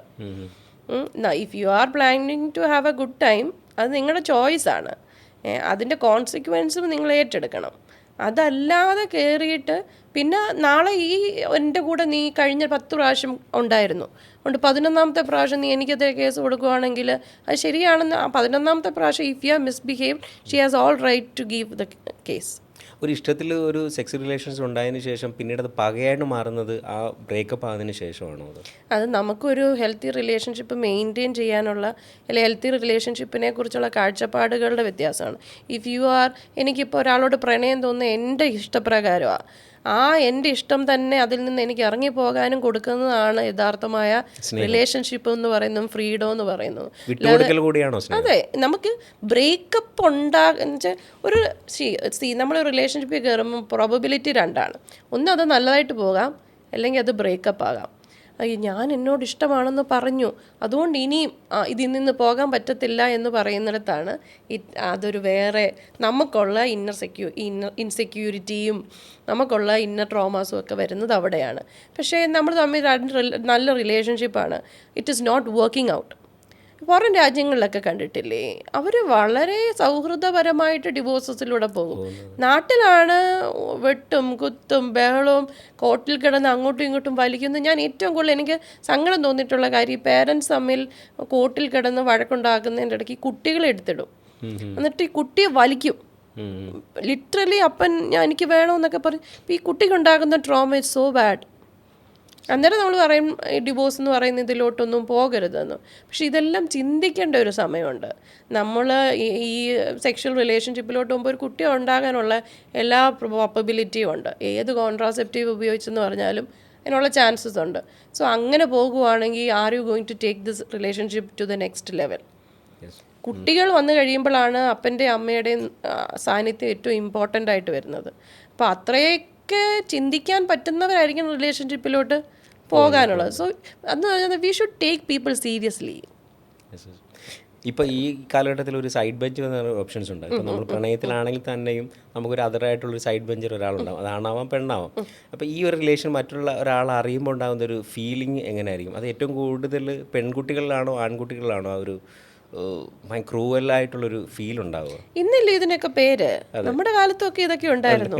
നമ്മുടെ കാലത്ത് ഇപ്പൊ പെൺകുട്ടിക്ക് വേറെ ഒരാളോട് ഇഷ്ടം തോന്നുന്നു, പെൺകുട്ടിയുടെ എടി നീ എന്തുവാടി അവനുമായിട്ട്, ഞാൻ നിന്നെ ഒരു സഹോദരനായിട്ടാണ് കണ്ടത്, അല്ലെങ്കിൽ നമ്മൾ നല്ല ഫ്രണ്ട്സ് ആയിരുന്നു. കാരണം ഇന്നത്തെ പോലെ കൈപിടുത്തോ ഓട്ടവും ബഹളങ്ങളൊന്നും ഇല്ല. അത് ഫ്രണ്ടായിട്ട് വേണേലും കൺസിഡർ ചെയ്യാൻ പറ്റും. പക്ഷെ ഇന്ന് ഇതിനൊക്കെ പേരുള്ളത് കൊണ്ട് ഇച്ചിരി ഈസിയാണ്. ഇച്ചിരി ഈസിയാണ്. ഇപ്പം ബെഞ്ചിങ് എന്ന് പറഞ്ഞ ഒരാളെ റെഡിയാക്കി വെച്ചേ. It's all showing commitment issues. Attachment issue എന്ന് പറയുന്നത് ഭയങ്കര ഡീപ്പാണ്. അത് ആ റിലേഷൻഷിപ്പിൻ്റെ ഇഷ്യൂ അല്ല, ഇതെല്ലാം ചൈൽഡ്ഹുഡുമായിട്ട് റിലേറ്റഡാണ്. നമ്മൾക്ക് നല്ല അറ്റാച്ച്മെൻറ്റ് പഠിക്കേണ്ടത് നമ്മുടെ വീടുകളിൽ നിന്നാണ്. അത് കിട്ടാത്തപ്പോൾ we will develop as a person with attachment issues. അത് നമ്മുടെ റിലേഷൻഷിപ്പിൽ കാണും. കമ്മിറ്റഡ് ആകാൻ പറ്റുന്നില്ല. ഇപ്പം സിറ്റുവേഷൻഷിപ്പ് എന്ന് പറയുന്ന ഒരു കാര്യം എന്താണ്? നല്ല സുഹൃത്താണോ എന്ന് ചോദിച്ചാൽ ആണോ, പക്ഷെ സുഹൃത്തിനെക്കാട്ടിലും ആണോ, പക്ഷെ പ്രണേതാക്കളാണോ എന്ന് വെച്ചാൽ അല്ല. എന്താ? They fear to be committed. Safe സോണാണ്. സേഫ് സോണാണ്. എല്ലാം ഉണ്ട്, വി ഹാവ് ഗുഡ് ടൈം, എല്ലാം ഉണ്ട്, എനിക്ക് എന്ത് വേണേലും പറയാം. പക്ഷെ ഇതൊരു തലവേദനയാകുമോ? പണ്ടത്തെ ആൾക്കാർ തലയിലാവൂല. അതെ അതെ അതെ അതെ അതെ അതെ അതെ അത് സെയിം. അതിന് വളരെ സേഫ് ആയിട്ട് ഇന്നത്തെ പിള്ളേര് അതിനൊരു പേരിട്ടിട്ട് അങ്ങനെ ചെയ്യുന്നല്ലോ. പണ്ട് ആൾക്കാർക്ക് അത് പറ്റില്ല. പണ്ട് പണ്ട് പിടിച്ചിട്ടുണ്ടെങ്കിൽ അവരെ കെട്ടണം, അങ്ങനെയായിരുന്നു. പക്ഷെ ഇന്ന് അങ്ങനല്ല. പക്ഷെ അത് നല്ലതാണോ എന്ന് ചോദിച്ചു കഴിഞ്ഞാൽ നല്ലതല്ല. കാരണം it is evidently showing that you have issues to go beyond, like ഒരാൾക്ക് വേണ്ടി ഒരു സ്റ്റെപ്പ് കൂടുതൽ നടക്കാൻ നമ്മളെ കൊണ്ട് ബുദ്ധിമുട്ടാണ്. അല്ലേ നമ്മളെ പുറകോട്ട് പിടിക്കുന്ന പല ഫിയേഴ്സ് നമ്മുടെ ഉള്ളിലുണ്ട്. നമുക്ക് ഫേസ് ചെയ്യാൻ നമുക്ക് ഇഷ്ടമില്ലാത്ത കുറേ കാര്യങ്ങൾ നമ്മളെ ട്രിഗർ ചെയ്യുന്നുണ്ട് എന്ന് ഇതൊക്കെ വാണിംഗ് ആണ്. ഇപ്പം ജോസഫ് അന്നൻകുട്ടി ജോസഫ് പറഞ്ഞ പുള്ളിക്ക് ബ്രേക്കപ്പ് ഉണ്ടായപ്പം it was a wake up call എന്ന് പറയും. പല റിലേഷൻഷിപ്പിലും നമ്മൾ മനസ്സിലാക്കേണ്ടത് നമ്മളെ അത് എങ്ങനെ പഠിപ്പിക്കുന്നു എന്നാണ്. എൻ്റെ അടുത്ത് കൗൺസിലിങ്ങിന് വന്നപ്പം ഒരാൾ പറഞ്ഞിട്ടുണ്ട്, എന്നെ അവൾ ഭയങ്കരമായിട്ട്, ഞങ്ങൾ ഭയങ്കര സ്നേഹത്തിലായിരുന്നു, പക്ഷേ അവൾ എന്നോട് ഇത് ചെയ്ത് അവൾ വേറെ കല്യാണം കഴിച്ചു പോയി. എങ്ങനെ മാഡം അവൾക്ക് മൂവ് ഓൺ ചെയ്യാൻ പറ്റും, അവൾക്ക് അങ്ങനെ ചെയ്യാൻ പറ്റുമോ? ഹീസ് ഓൾവേസ് തിങ്കിങ് അബൌട്ട് അവൾ എങ്ങനെ പോയി. പക്ഷേ ഇത് ഇത്രയും നിന്നെ എങ്ങനെ എഫക്റ്റ് ചെയ്തു?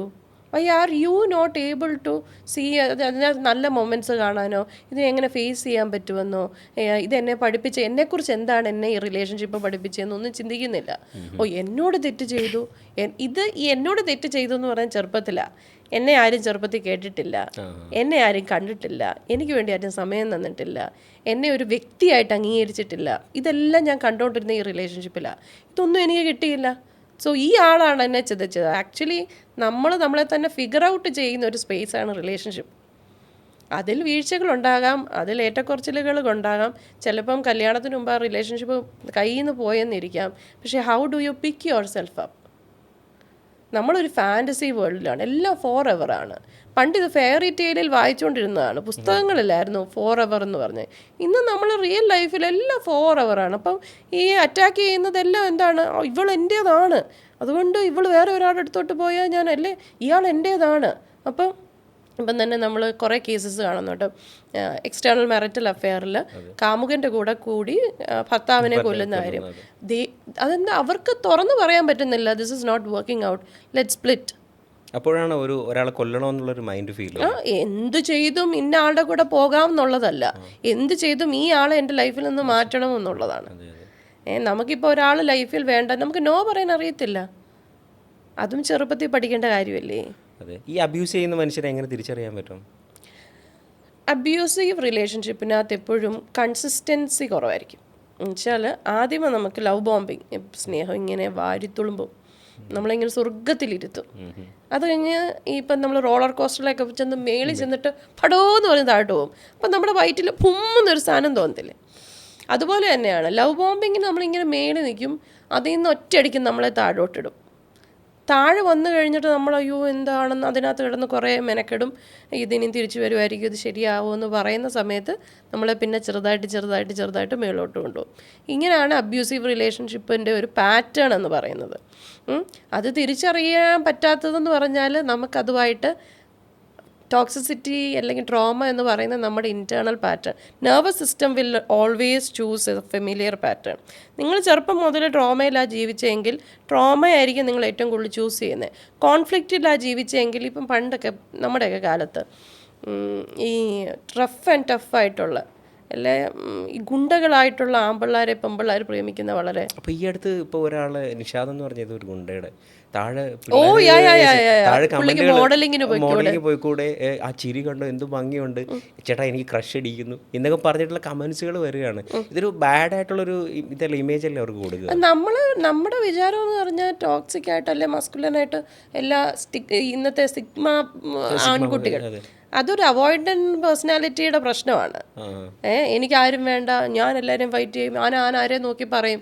അതിലൊരു സോഷ്യൽ എറ്റിക്വറ്റോ സോഷ്യൽ മാനേഴ്സോ ഒന്നും ഇല്ലാത്തതിൻ്റെ ഭാഗമാണ്. ഇതെല്ലാം ഇന്നത്തെ കാലത്ത് ഇതിനെല്ലാം ഓരോ പേരുണ്ടെന്നേ ഉള്ളൂ. പണ്ടത്തെ സാധനം പുത്തൻ റാപ്പറിൽ ഇറക്കി വിട്ടേക്കുക. പക്ഷേ ഇതെല്ലാം കാണിക്കാൻ നമ്മുടെ സൊസൈറ്റിയിൽ റിക്കവർ ആവേണ്ട, അല്ലെ അഡ്രസ്സ് ചെയ്യപ്പെടേണ്ട, മാറ്റങ്ങൾ വരേണ്ട ഒരുപാട് ഏരിയാസ് ഉണ്ടാകുന്നതാണ്. അല്ലാതെ പണ്ടത്തെ കാലം നല്ലതാണ്, ഇന്നത്തെ കാലം കൊള്ളില്ല, ഇന്നത്തെ പിള്ളേർ മോശമാണ്, അങ്ങനെയല്ല. ഈ പ്ലക്കിംഗ് എന്നുള്ള വേർഡുകൾ പിന്നെ നല്ലതാണോ, അല്ലെങ്കിൽ ആ കുട്ടികൾ ആ ഒരു സെക്ഷുവലി അങ്ങനെ യൂസ് ചെയ്യുന്നുണ്ടോ ഈ സാധനം? ഒരുപാട് യൂസ് ചെയ്യുന്നുണ്ട്. പക്ഷേ ഇതൊക്കെ ഭയങ്കര ഡിസ്റെസ്പെക്റ്റ്ഫുൾ ആണ്. നമ്മൾ ഇപ്പം തന്നെ ട്രെൻഡിങ്, ചീത്തവിളി എന്ന് പറയുന്നത് ഭയങ്കര ട്രെൻഡിങ് ആയിട്ടുള്ളൊരു കാര്യമാണ്. പക്ഷെ അത് ശരിയാണോ? അത് ഡിസ്റെസ്പെക്റ്റ് ആണ്. സെക്സിനെ നമ്മളെപ്പോഴും വളരെ രണ്ട് പേര് തമ്മിൽ വളരെ നല്ല രീതിയിൽ പോകുമ്പോൾ അതിൻ്റെ ഒരു എക്സ്റ്റെൻഡഡ് എക്സ്പ്രഷനാണ് സെക്സ് എന്ന് പറയുന്നത്. പക്ഷെ അതിനെ വളരെ കാഷ്വലായിട്ടും ഒരാളെ യൂസ് ചെയ്യാനായിട്ടും ഒരാളെ എക്സ്പ്ലോർ ചെയ്യാനായിട്ടും ഒരാളെ മിസ്യൂസ് ചെയ്യാനുമായിട്ട് യൂസ് ചെയ്തിട്ട് അതിന് പല ട്രെൻഡിങ് പേര് കൊടുത്തെന്ന് വെച്ചിട്ട് അതിൻ്റെ മൂല്യമാണ് നമ്മൾ കളയുന്നത്. അപ്പോൾ ഇപ്പോഴത്തെ പിള്ളേർ പലപ്പോഴും പണ്ടത്തെ ആൾക്കാരെ trying to prove them wrong, അവർ ചെയ്ത തെറ്റാണെന്ന്. പക്ഷെ ഇങ്ങനെ ചെയ്ത് കഴിഞ്ഞാൽ are you really trying to make them wrong? അല്ല, നമ്മൾ വളരെ റെസ്പെക്റ്റ്ഫുള്ളായിട്ടും വളരെ ആദരവോട് ഓണറിങ് എന്നാണ് പറയേണ്ടത്. ഇതിനെയൊക്കെ ഓണർ ചെയ്യേണ്ട കാര്യമാണ്. അങ്ങനെ ഒരു ചെയ്യാതിരുന്നിട്ട് അതിനെ വളരെ ഡിസ്റെസ്പെക്റ്റ്ഫുള്ളായിട്ട് ഇതിങ്ങനെ പറഞ്ഞിട്ട് എനിക്ക് താങ്കളോട് പ്രണയമല്ല, എനിക്ക് താങ്കളോട് ഒരു ഇമോഷനും ഇല്ല, ഒരു സൗഹൃദവുമില്ല, I just want to have sex with you. അത് വൺ നൈറ്റ് സ്റ്റാൻഡ് എന്നൊക്കെ പറയുന്നത് നമ്മുടെ പണ്ടത്തെ കാലത്തൊക്കെ വൺ നൈറ്റ് സ്റ്റാൻഡ് എന്നൊക്കെ പറയുന്ന കാര്യമാണ്. അതിനകത്ത് ഒരു പരിചയമില്ലാത്ത ആൾ എങ്ങനെ അബ്യൂസീവ് ആണോ എന്ന് നമുക്കറിയത്തില്ല, അയാൾ കൊല്ലുന്ന ആൾ സൈക്കോപാത്താണോ എന്ന് നമുക്കറിയത്തില്ല, പുള്ളിക്ക് വേറെ വല്ല ഫാൻറ്റസീസ് ഉണ്ടോ എന്നറിയത്തില്ല, എത്ര പ്രായമുണ്ടെന്ന് അറിയത്തില്ല, ഇയാൾക്ക് ഏത് ബാക്ക്ഗ്രൗണ്ടിൽ നിന്നാണ് വരുന്നത്, ഇതൊന്നും അറിയാതെ ഇന്നത്തെ ട്രെൻഡിൻ്റെ പുറകെ നമ്മൾ ഇത് ചെയ്ത് കഴിഞ്ഞാൽ നമുക്കതിന് കോൺസിക്വൻസസ് ഭയങ്കര കൂടുതലാണ്. Sex is not about just having a physical relationship. ഇത് നമ്മുടെ മനസ്സിനെ കാര്യമായിട്ട് ബാധിക്കും. ഒരു എനർജി എക്സ്ചേഞ്ച് ഉണ്ടാകും. ഈ റേപ്പ് വിക്ടിത്തിന് എന്ന് പറയുന്നുണ്ടല്ലോ, എനിക്ക് കേസസ് വന്നിട്ടുണ്ട്. റേപ്ഡ് ആയിട്ടുള്ള അല്ലെങ്കിൽ അബ്യൂസിലൂടെ കടന്നുപോയ ഒരാളെ സംബന്ധിച്ചിടത്തോളം കല്യാണം കഴിച്ചാൽ ഹസ്ബൻഡിനെ പോലും ഒരിക്കലും റിസീവ് ചെയ്യാൻ പറ്റത്തില്ല അവർക്ക്. ആണുങ്ങൾക്കാണെങ്കിൽ പോലും അവർ സെക്ഷലി അബ്യൂസ്ഡ് ആയിട്ടുണ്ട് എങ്കിൽ അവർക്കൊരിക്കലും അവരുടെ വൈഫിനെ പോലും തൃപ്തിപ്പെടുത്താനോ അങ്ങനെയുള്ള ഒന്നിനും പറ്റില്ല. കാരണം when they have sex they have this ഓർമ്മ ആ പണ്ടത്തെ കാലത്തെ. So it's not just having a good time, you are sharing lot more than that. അപ്പോൾ അതിനെ അതുപോലെ കാണാതെ വെറുതെ നമ്മൾ ഈ സിനിമയിലൊക്കെ കാണുന്നത് പോലെ ആക്കി തീർത്ത് കഴിഞ്ഞാൽ നാളെ നമ്മൾ തന്നെ റിഗ്രറ്റ് ചെയ്യും. ഓരോ ഏജിലും നമുക്ക് പ്രത്യേകിച്ച് പെൺകുട്ടികൾ വി ആർ വാക്കിംഗ് ഹോർമോൺസ്. ഞങ്ങൾക്ക് മാസത്തിൽ നാല് മൂടാ, കാരണം നമുക്ക് 4 സൈക്കിളാണ് ഓടിക്കൊണ്ടിരിക്കുന്നത്.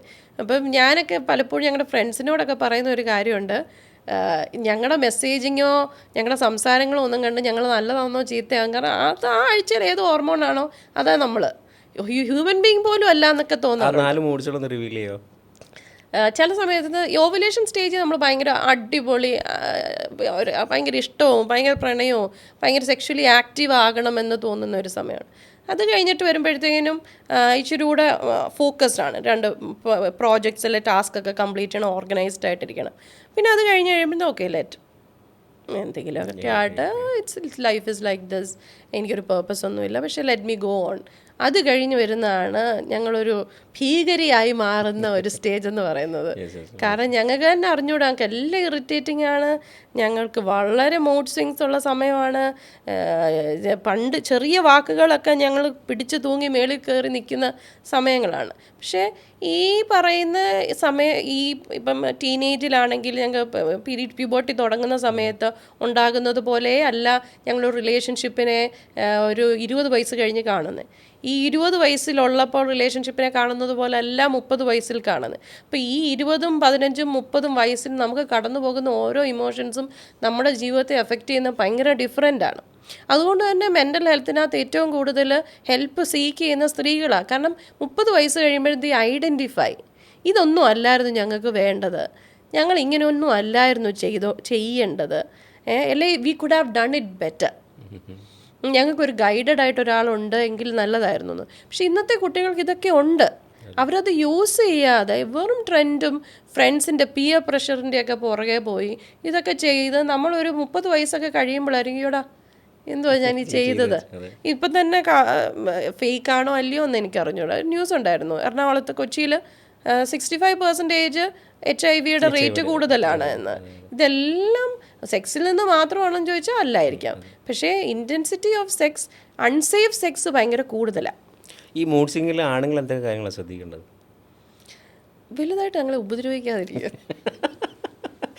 എന്തൊക്കെ കാര്യങ്ങളാണ് ശ്രദ്ധിക്കേണ്ടത്? നമ്മളൊക്കെ ഇപ്പം മൂഡ് സ്വിങ് വരുമ്പോൾ നിനക്ക് മൂഡ് സ്വിങ് ആണല്ലോ, നിനക്ക് എപ്പോഴും ഇതാണല്ലോ എന്ന് പറയുന്നതിനെക്കാട്ടിലും നമ്മൾ പല കാര്യങ്ങളും നേരത്തെ പറഞ്ഞിട്ടുണ്ട്. നിങ്ങളൊക്കെ പുസ്തകങ്ങൾ വായിക്കുന്നവരും ഇത്രയും സോഷ്യൽ മീഡിയയുടെ ഇൻഫ്ലുവൻസ് ഉള്ളവരാണ്. അപ്പോൾ അറിയാം എന്താണെന്ന്, അതനുസരിച്ചൊന്ന് ബിഹേവ് ചെയ്താൽ മതി. പല സമയത്തും സ്ത്രീകൾ ഇയാളൊന്നും കോമൺ സെൻസ് യൂസ് ചെയ്തിരുന്നെങ്കിൽ തന്നെ പോട്ടെന്ന് ഞാൻ വിചാരിച്ചേനെ. അപ്പം നമുക്ക് ഒരാൾ ഇറിറ്റേറ്റഡ് ആവുന്നു എന്ന് കണ്ടു കഴിയുമ്പോഴത്തേക്കും നമ്മൾ ആ ഇറിറ്റേറ്റഡ് ആവാതിരിക്കുന്നുള്ള കാര്യങ്ങൾ ചെയ്താൽ മതി. എല്ലാ സ്ത്രീകൾക്കും ചോക്ലേറ്റും പൂവും കൊടുക്കണമെന്നൊന്നുമില്ല. ഞങ്ങൾ വെറുതെ അല്ല, ഞങ്ങൾക്ക് ഇപ്പം ദേഷ്യം വന്നിരിക്കുന്ന സമയത്ത് ടവല് ബെഡിൽ ഇടല്ല എന്നൊരു 10 വട്ടം പറയുന്നു. പിന്നെയും ഈ മൂഡ് സ്വിങ് വെച്ചാൽ പീരീഡ്സിൻ്റെ അടുക്കാറാവുന്ന സമയത്ത് ഇത് കണ്ടു കഴിയുമ്പോൾ ദേഷ്യം വരത്തില്ലേ? അപ്പം അത് ചെയ്യാതിരുന്നാൽ പോരെ. നമുക്കൊരു സപ്പോർട്ടീവ്നെസ് ആണ് വേണ്ടത്. ഒരു റിലേഷൻഷിപ്പ് എന്നൊക്കെ പറഞ്ഞു കഴിഞ്ഞാൽ പുരുഷനിൽ നിന്ന് സ്ത്രീ ആഗ്രഹിക്കുന്നത് എംപവർമെൻ്റ് ഒന്നുമല്ല. സ്ത്രീകളുടെ ഒരു സവിശേഷത എന്ന് വെച്ചാൽ ദേ ക്യാൻ എംപവർ ദംസെൽസ്, പക്ഷെ ദേ നീഡ് സപ്പോർട്ട്. ഒരു താങ്ങാനൊരു തണൽ അല്ലെ തോളെന്നൊക്കെ നമ്മൾ ഉദ്ദേശിക്കുന്നുള്ളൂ. അല്ല നമ്മളിങ്ങനെ പൊക്കിയെടുത്തോണ്ടൊന്നും പോകുകയൊന്നും വേണ്ട. പക്ഷെ പല സമയത്തും പുരുഷന്മാരൊരു പ്രോബ്ലം സോൾവേഴ്സ് ആവാൻ ശ്രമിക്കാറുണ്ട്. ഇപ്പം സ്ത്രീ വന്നിട്ട് ഒരു പ്രശ്നം പറയുക, ഭാര്യ വന്നൊരു കാര്യം പറയാം, എന്നാൽ നീ ഇങ്ങനെ ചെയ്യും, അങ്ങനെ പറയണ്ട. നമുക്കറിയാം പ്രോബ്ലം ഉണ്ടാക്കാനും ഞങ്ങൾക്കറിയാം, അത് സോൾവ് ചെയ്യാനും ഞങ്ങൾക്കറിയാം. ഞങ്ങൾക്ക് ഒരാളിരുന്ന് കേൾക്കുകയോ ഞങ്ങളൊന്ന് വാലിഡേറ്റ് ചെയ്യുകയോ അല്ലെ പോട്ടടി ഞാൻ കൂടെ ഉണ്ട്, നീ സാരമില്ല എന്ന് പറയുക. അതിന് പകരം എന്താണ്, നമ്മൾ അന്നേരം അങ്ങോട്ടൊരു പ്രഭാഷണം അങ്ങോട്ട് നടത്തും. അങ്ങനെ ചെയ്തത് എന്താണ്, നീ ഇങ്ങനെ അങ്ങനെ അതിൻ്റെ ഒന്നും ആവശ്യമില്ല. Be available, B present, B supportive. ഈ 3 കാര്യം ചെയ്താൽ തന്നെ റിലേഷൻഷിപ്പിനെ ഒരു സ്ത്രീയെ ഹാൻഡിൽ ചെയ്യാൻ വലിയ പാടില്ല. ഇന്നത്തെ ഞാൻ എൻ്റെ അടുത്ത് ക്ലയൻസൊക്കെ വരുമ്പോൾ പറയുന്നത് പെൺകുട്ടികൾ ഭയങ്കര കോംപ്ലിക്കേറ്റഡ് ആണ് എന്ന്. അവർ കോംപ്ലിക്കേറ്റഡ് ആവണമെങ്കിൽ ഞങ്ങൾ വേണേൽ കോംപ്ലിക്കേറ്റഡ് ആവാം. പക്ഷെ വി ആർ വെരി സിമ്പിൾ. എന്താ വേണ്ടതെന്ന് ഡയറക്റ്റ്ലി പറയും. അത് ചെയ്യുന്നുണ്ടോ എന്ന് നമ്മൾ നോക്കും. അത് ചെയ്യുന്നില്ല എന്ന് കണ്ടു കഴിയുമ്പം we will threaten or fight. ത്രെട്ടനും ഫൈറ്റും നടന്നില്ലെന്ന് കഴിയുമ്പോഴത്തേക്കും സൈലൻ്റ് ആയിട്ട് പോകാൻ തുടങ്ങും. ഇതൊന്നും ഇല്ല എന്ന് പറയുമ്പോൾ വി വിൽ ഡിറ്റാച്ച്. ഇതിൻ്റെ അടുത്ത് വി വിൽ മൂവ് ഔട്ട്. പക്ഷേ ആമ്പിള്ളേർ കാണുന്നത് ഈ മൂവിങ് ഔട്ട് മാത്രമേ ഉള്ളൂ. അത്രയും വർക്ക് ചെയ്തു അതിനകത്ത് എഫേർട്ട് ഇട്ടു എന്ന് കാണുന്നില്ല. ആമ്പിള്ളേരെന്ന് പറയുന്നത് ഇപ്പം സ്ത്രീകളും ചിന്തിക്കുന്നത് ഇപ്പം ഞങ്ങളൊക്കെ കൂടുതലും ഈ ഇൻസ്റ്റിങ്സ് വെച്ചിട്ടാണ്. ഗട്ട് ഫീലിംഗ് ഭയങ്കര ഹൈ ആണ് പെൺകുട്ടികൾക്ക്. അപ്പം ഒന്നും പറഞ്ഞില്ലെങ്കിലും മുഖമൊക്കെ വെച്ചിട്ട് നമുക്ക് മനസ്സിലാവും കാര്യങ്ങൾ എന്തൊക്കെയാണെന്ന്. പക്ഷെ ആൺകുട്ടികൾക്ക് ചിലപ്പോൾ അതങ്ങനെ വന്നില്ല എന്ന് വരാം. They should be told. അതും അവർ ലിസൺ ചെയ്യുന്ന സമയത്ത് പോയി പറയണം. അല്ലാതെ അവരെന്തെങ്കിലും ചെയ്തുകൊണ്ടിരിക്കുന്ന സമയത്ത് പോയി പറഞ്ഞിട്ട് അവർ ഓർത്തു വെക്കണമെന്ന് പറഞ്ഞാൽ നടക്കുന്ന കാര്യമല്ല. പക്ഷെ അത് നമ്മൾ ഈ റിലേഷൻഷിപ്പിനകത്ത് നമ്മൾ എങ്ങനെ അങ്ങോട്ടും ഇങ്ങോട്ടും ഡീൽ ബ്രേക്കേഴ്സിനെയൊക്കെ സെറ്റ് ചെയ്യുന്നു എന്നതിനെ അനുസരിച്ചിരിക്കും. എങ്ങനെയാണ് നമ്മളൊരു കോൺഫ്ലിക്റ്റ്, വഴക്കുണ്ടാവത്തില്ല എന്നല്ല, പ്രശ്നങ്ങൾ ഉണ്ടാകത്തില്ല എന്നല്ല, ഇതെല്ലാം ഉണ്ടാകും. How do you repair? അതിനകത്താണ് ഏറ്റവും കൂടുതൽ ശ്രദ്ധിക്കേണ്ടത്. നമ്മൾ അവിടെയാണ് ഈ പറയുന്നത് പോലെ നമ്മളെല്ലാവരും ഭയങ്കര ഇൻറ്റിമസി വെഡ്ഡിങ്, ലക്ഷറി വെഡ്ഡിങ്, ഫോട്ടോഗ്രാഫേഴ്സും മറ്റേതും മറിച്ചും ഒക്കെ സ്പെൻഡ് ചെയ്യുന്നുണ്ട്. പക്ഷേ നമ്മൾ ഈ റിലേഷൻഷിപ്പിൻ്റെ ആ തുടക്ക കാലഘട്ടം, ട്രാൻസിഷൻ സ്റ്റേജിൽ എങ്ങനെ അങ്ങോട്ടും ഇങ്ങോട്ടും മനസ്സിലാക്കുന്നു, ഇങ്ങനെയൊക്കെ അങ്ങോട്ടും ഇങ്ങോട്ടും ചേരുന്നു, കേൾക്കാൻ സമയം കൊടുക്കുന്നു, കേൾക്കുന്ന കാര്യത്തെ എങ്ങനെ പ്രോസസ്സ് ചെയ്യുന്നു, അതിനകത്ത് സംശയം വരുമ്പോൾ ഇയാളോട് എങ്ങനെ കാര്യങ്ങൾ ചോദിച്ച് മനസ്സിലാക്കുന്നു, എന്തുമാത്രം ഒരാൾക്ക് വേണ്ടി നമ്മൾ മാറാൻ ശ്രമിക്കുന്നു. ഇതൊക്കെയാണ് ഈ റിലേഷൻഷിപ്പിനെ ഏറ്റവും. അല്ലാതെ എന്നെ മാൽദീവ്സിലും ബാലിയിലും ഹണിമൂണിന് കൊണ്ടുപോയോ എന്നൊന്നും ആരും കുറച്ച് കഴിയുമ്പോൾ ഓർക്കാൻ പോകുന്നില്ല. പക്ഷെ how did you invest your self in me എന്നുള്ളതാണ്. അപ്പോൾ ആ ഇൻവെസ്റ്റ്മെൻറ്റ് ഓർക്കും സ്ത്രീകൾ, തീർച്ചയായും ഓർക്കും. പുരുഷന്മാർ ഇച്ചിരി കൂടെ സോഷ്യൽ ഡിസൈറബിലിറ്റിയുടെ ആൾക്കാർ, റെപ്യൂട്ടേഷൻ, പേര്, അല്ലെങ്കിൽ ജോലി, കരിയറിൽ എങ്ങനെ പോകുന്നു, അപ്പോൾ അത് അവരെ സാറ്റിസ്ഫൈ ചെയ്യുന്നുണ്ടെങ്കിൽ ഇവരിത് ഇഗ്നോർ ചെയ്യും. പക്ഷേ സ്ത്രീകൾ അങ്ങനല്ല. മൾട്ടി ടാസ്കിങ് എന്ന് പറയരുത്. നമ്മളെപ്പോഴും എല്ലാത്തിനും കൊടുക്കേണ്ട വാല്യൂസ് കൊടുക്കും, അത് തിരിച്ച് കിട്ടുന്നുണ്ടോ എന്ന് നോക്കും. പ്രയോറിറ്റീസ് ചേഞ്ച് ചെയ്താൽ പോലും അതിനെ ബാലൻസ് ചെയ്യാൻ സ്ത്രീകൾ ശ്രമിക്കും. പക്ഷെ പുരുഷന്മാർ അതെന്തുകൊണ്ടാണ് നമ്മുടെ കൾച്ചർ പഠിപ്പിക്കുന്നതെന്ന് പറഞ്ഞാൽ, പുരുഷന്മാർ ജോലി ചെയ്യാൻ പോയിട്ട് അവർ കഷ്ടപ്പെട്ട് വീടിന് വേണ്ടി നടക്കുന്നു. അപ്പോൾ അവരെ അതുപോലെ വീട്ടിൽ വന്നു കഴിയുമ്പോൾ അവർക്ക് ഒരു ഇതും ഇല്ലാതെ അവരെ അവരുടെ വഴിക്ക് വിട്ടേക്കണം. അങ്ങനെ നടക്കില്ല. If you want to live with a person, അങ്ങനെ നടക്കില്ല. നമ്മുടെ ജോലി സ്ഥലത്ത് പോയിട്ട് നമ്മൾ ടയേർഡാകുമ്പം നമ്മുടെ ബോസിനോട് പറയുമോ, ഐ എം വെരി ടയേർഡ്, ഇന്ന് എന്നെ വിട്ടേക്കൂ, അങ്ങനെ പറയില്ല. പക്ഷെ നമ്മളത് ചെയ്യും. അപ്പം നമുക്ക് ചെയ്യാൻ പറ്റാഞ്ഞിട്ടല്ല, നമുക്ക് പലരും പല കാര്യങ്ങളും നമ്മളെ തെറ്റിദ്ധരിപ്പിച്ചിട്ടുണ്ട്. I feel so sorry for men. കാരണം സ്ത്രീകൾ ഇന്ന് ഇവോൾവ് ആകുന്നു, ഭയങ്കര എഡ്യൂക്കേറ്റഡ് ആകുന്നു, ഭയങ്കര ജോലിയിലൊക്കെ പോകുന്നു, മെൻ്റൽ ഹെൽത്തിലൊക്കെ ഭയങ്കരമായിട്ട് അവർ എഫേർട്ട് ഇടുകയൊക്കെ ചെയ്യുന്നു. പക്ഷെ പുരുഷന്മാർക്ക് ഇന്നും they are still that babies. അവർക്ക് വളരാൻ ആരും അനുവദിക്കുന്നില്ല. അവരുടെ ജോലി വീട്ടിലെ കടം വീട്ടുക, വീട്ടുകാരുടെ കാര്യം നോക്കുക, അവർ പറയുന്ന സമയത്ത് കല്യാണം കഴിക്കുക, വീട് പണിയുക, കാർ എടുക്കുക, ഇത് കൂടുതലായിട്ട് അവർക്ക് ഒരു എയിം ഇല്ലാതായി പോകുന്നുണ്ട്. അവരവരുടെ ടൈമിന് വേണ്ടി ഒന്ന് ഇപ്പം ഭാര്യയുടെ കൂടെ ഒന്ന് എൻജോയ് ചെയ്യാൻ ഒരു ട്രിപ്പിന് പോയാൽ തന്നെ ആൾക്കാർ പറയും ദൂരത്താണെന്ന്. അല്ലെങ്കിൽ ഹസ്ബൻഡിൻ്റെ ഫ്രണ്ട്, എനിക്ക് ക്ലയൻസ് ഉണ്ട്, ഹസ്ബൻഡ്സിനെ കണ്ട് ഇങ്ങനെ പിടിച്ചോണ്ടിരിക്കും. അവർക്ക് അവരുടെ ഫ്രണ്ട്സിൻ്റെ കൂടെ പോകാൻ പറ്റത്തില്ല, വീട്ടിൽ വന്നാൽ ആരോടും മിണ്ടാൻ പറ്റത്തില്ല, പേരൻസിനോട് പോലും മിണ്ടാൻ അനുവദിക്കാത്ത ഒരുപാട് പേരുണ്ട്. അപ്പോൾ ഇവർ ഭയങ്കര സഫോക്കേറ്റഡ് ആണ്, ഇവർ ശ്വാസം മുട്ടിയാണ് ജീവിക്കുന്നത്. ഇത് ആദ്യമൊക്കെ ഓക്കെ ആയിട്ട് തോന്നും, പിന്നെ ഇത് വേറെ അവർക്ക് മനസ്സിലാവാത്ത രീതിയിൽ ഇവർ എക്സ്പ്രസ് ചെയ്തു തുടങ്ങും, ഈ ബന്ധം നഷ്ടപ്പെട്ടു തുടങ്ങും. ഇതൊരു ഗിവ് ആൻഡ് ടേക്ക് ആണ്. നമ്മളൊരിക്കലും ഇവിടാണ് ഈക്വൽസ് എന്ന് പറയുന്നത്. എനിക്കും നീഡ്സ് ഉണ്ട്, നിങ്ങൾക്കും നീഡ്സ് ഉണ്ട്. നമ്മൾ ആ നീഡ്സിനെ എങ്ങനെ റെസ്പെക്റ്റ്ഫുള്ളി അങ്ങോട്ടും ഇങ്ങോട്ടും ബൗണ്ടറിയോടുകൂടി സ്പേസോടുകൂടി ട്രീറ്റ് ചെയ്യുന്നു എന്നുള്ളതാണ് ഏറ്റവും ഇമ്പോർട്ടൻറ്റ്. ഹെൽത്തി റിലേഷൻസ് എങ്ങനെ ബിൽഡ് ചെയ്യാൻ പറ്റും? ജെൻസീസ് അടിപൊളിയാണ്, ഇച്ചിരി കൂടെ നല്ല ബോധമുള്ള ആൾക്കാരാണ്, കാര്യങ്ങളെക്കുറിച്ച് നല്ല അറിവുള്ള ആൾക്കാരാണ്, അതിനെക്കുറിച്ച് ലൈഫ് എൻജോയ് ചെയ്യുന്ന, റിഗ്രറ്റും ഗിൽറ്റും ഇല്ലാതെ എൻജോയ് ചെയ്യുന്നവരാണ്. പക്ഷേ പല സമയത്തും ഈ പറയുന്ന ആവേശത്തിൻ്റെ പുറത്തും ആരെങ്കിലുമൊക്കെ ഒന്ന് തള്ളി നിർത്തി കൊടുക്കുകയാണ്, കയറിക്കൂടാ എന്ന് പറഞ്ഞു കഴിഞ്ഞാൽ ഏത് എക്സ്റ്റെൻറ്റ് വരെയും പോകും. You should be safe, you should never play with your future, do anything to destroy another person's life. And at the same time നമ്മൾ റിലേഷൻഷിപ്പിനെ വാല്യൂ ചെയ്യാൻ പറ്റുന്നത് പോലെ വാല്യൂ ചെയ്യാവും. നമുക്ക് പറ്റാത്ത റിലേഷൻഷിപ്പിലേക്ക് ട്രൈ ഔട്ട് ചെയ്യാൻ അത്രയും എക്സ്റ്റെൻറ്റ് വരെ പോകരുത്. നമ്മൾ വേണേൽ എക്സ്പ്ലോർ ചെയ്യാൻ വേണ്ടി പോകാം, പക്ഷേ തുടക്കത്തിലേ നമുക്ക് മനസ്സിലാകും, അത് നമ്മുടെ ബോഡി സൊമാറ്റിക്സ് എന്ന് പറയും, നമുക്ക് തന്നെ സെൻസ് ചെയ്യാൻ പറ്റും this is not working out. അന്നേരം നിർത്തണം. അത് ജെൻസീസിനെ കൊണ്ടേ പറ്റത്തുള്ളൂ. നമ്മുടെ ഒന്നും കാലഘട്ടത്തിൽ നമ്മൾ ഇങ്ങനെ കൈയും കാലും പിടിച്ച് എത്ര കാലം വേണേലും പോകും, പക്ഷെ ജെൻസീസ് അത് ചെയ്യാറുണ്ട്. നിങ്ങൾക്ക് കിട്ടിയിട്ടുള്ള സ്വാതന്ത്ര്യവും നിങ്ങൾക്ക് കിട്ടിയിട്ടുള്ള അവയർനെസ്സും നിങ്ങൾക്ക് കിട്ടിയിട്ടുള്ള സന്തോഷവും അത് വളരെ സേഫായിട്ട് ചെയ്യുക എന്നുള്ള, സെക്സ് എന്ന് പറയുന്ന കാര്യത്തിലേക്ക് എത്താം.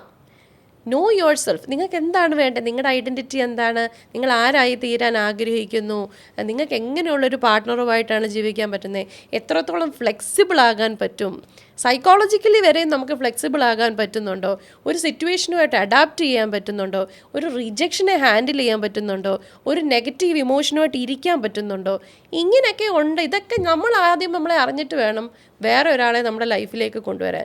No relationship. ജെൻസിയുടെ ഏറ്റവും വലിയ പ്രശ്നം they think relationship is problem solving. നമ്മുടെ ഒരു പ്രശ്നത്തിനും സൊല്യൂഷൻ എന്ന് പറയുന്ന വേറെ ഒരാളുമായിട്ടുള്ള റിലേഷൻഷിപ്പ് അല്ല. Deal with your self.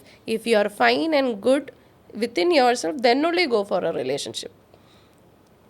ഇപ്പം ഒരേ സമയത്ത് തന്നെ രണ്ടുപേരെ എങ്ങനെയാണ് ചില ആൾക്കാർ ഒന്നിച്ച് കൊണ്ടുപോകുക? അങ്ങനെ എന്തെങ്കിലും എക്സ്പീരിയൻസ് മാമിൻ്റെ അടുത്ത് വന്ന ഏതെങ്കിലും ക്ലയൻസ് ഉണ്ടോ? എനിക്കൊരു വട്ടം ഒരു കൗൺസിലിങ്ങിന് വന്നതാണ്. വൈഫിന് രണ്ടുപേരെ ഇഷ്ടമാണ്.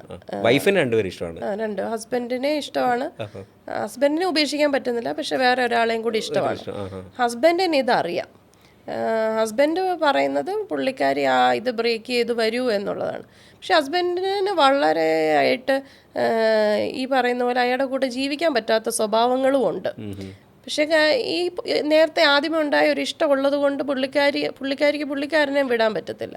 പക്ഷേ ഈ ഒരു ട്രയാങ്കിൾ ലവ് സ്റ്റോറി ഒരിക്കലും വർക്കൗട്ട് ചെയ്യില്ല. കാരണം നമുക്ക് ഈ റിലേഷൻഷിപ്പിൽ ഏറ്റവും കൂടുതൽ എഫേർട്ട് ഇടുന്ന സമയം കൊടുക്കണം, ഇമോഷണലി അറ്റാച്ച്മെൻറ്റ് കൊടുക്കണം, അവൈലബിലിറ്റി കൊടുക്കണം, ഫിസിക്കലി നമ്മൾ അവൈലബിൾ ആയിരിക്കണം, അല്ലെങ്കിൽ സോഷ്യലായിട്ടുള്ള കുറേ കാര്യങ്ങൾ, ഫിനാൻസ് ഇൻവോൾവ് ആണ്. അപ്പോൾ ഇങ്ങനെ ട്രയാങ്കിൾ ലൈഫ് സ്റ്റോറിയിൽ അത് നടക്കില്ല.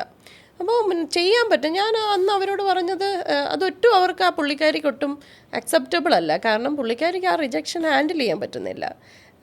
അതിനകത്ത് പ്രേമിക്കുന്ന ചെറുക്കനെ സംബന്ധിച്ചിടത്തോളം നീ അത് വിട്ടിട്ട് വാ, ഞാൻ നിന്നെ നോക്കിക്കോളാം എന്നാണ് പറയുന്നത്. പക്ഷെ പുള്ളിക്കാരിക്ക് അങ്ങനെ ഒരു വിശ്വാസമില്ല ഞാൻ വിട്ടിട്ട് വന്നാൽ. ഹസ്ബൻഡ് പറയുന്നത് നീ എങ്ങനെയാണെങ്കിലും ഇത് കേൾക്കുമ്പോൾ നമുക്ക് ഹസ്ബൻഡ് ഒരു തങ്കക്കുടമാണ്. പക്ഷെ പുള്ളിക്കാരൻ നല്ല രീതിയിൽ ഇവരെ അബ്യൂസ് ചെയ്യുന്നുണ്ട്. പക്ഷെ നീ അവിടെ പോകണ്ട, നീ ഇവിടെ നിന്നോ, ഞാൻ നിന്നെ നോക്കിക്കോളാമെന്ന് പറയുന്നുണ്ട്. പക്ഷെ ഇവർക്ക് എല്ലാവർക്കും they all need to take their own time. എന്നിട്ട് അവരെ തന്നെ ഇവാലുവേറ്റ് ചെയ്യണം. ശരിക്കും ഈ റിലേഷൻഷിപ്പിൽ നമ്മൾ 3 പേരുടെ ലൈഫ് വെച്ചിട്ടാണ് കളിക്കുന്നത്. അപ്പോൾ ഈ പറയുന്ന ഹസ്ബൻഡിൻ്റെ കൂടെ പോകുമ്പോൾ സോഷ്യൽ അക്സെപ്റ്റൻസും സമൂഹം അവരുടെ കൂടെ നിൽക്കും, അവൾ എന്താണേലും അവൻ്റെ കൂടെ പോയല്ലോ എന്നുള്ളത്. പക്ഷേ ഈ ആ റിലേഷൻഷിപ്പ് നല്ലതല്ല എങ്കിൽ ഈ സംശയത്തിൻ്റെ പേരിൽ നാളെ ഈ ഹസ്ബൻഡിന് ഇവരോട് എന്തെങ്കിലുമൊക്കെ ചെയ്യാം.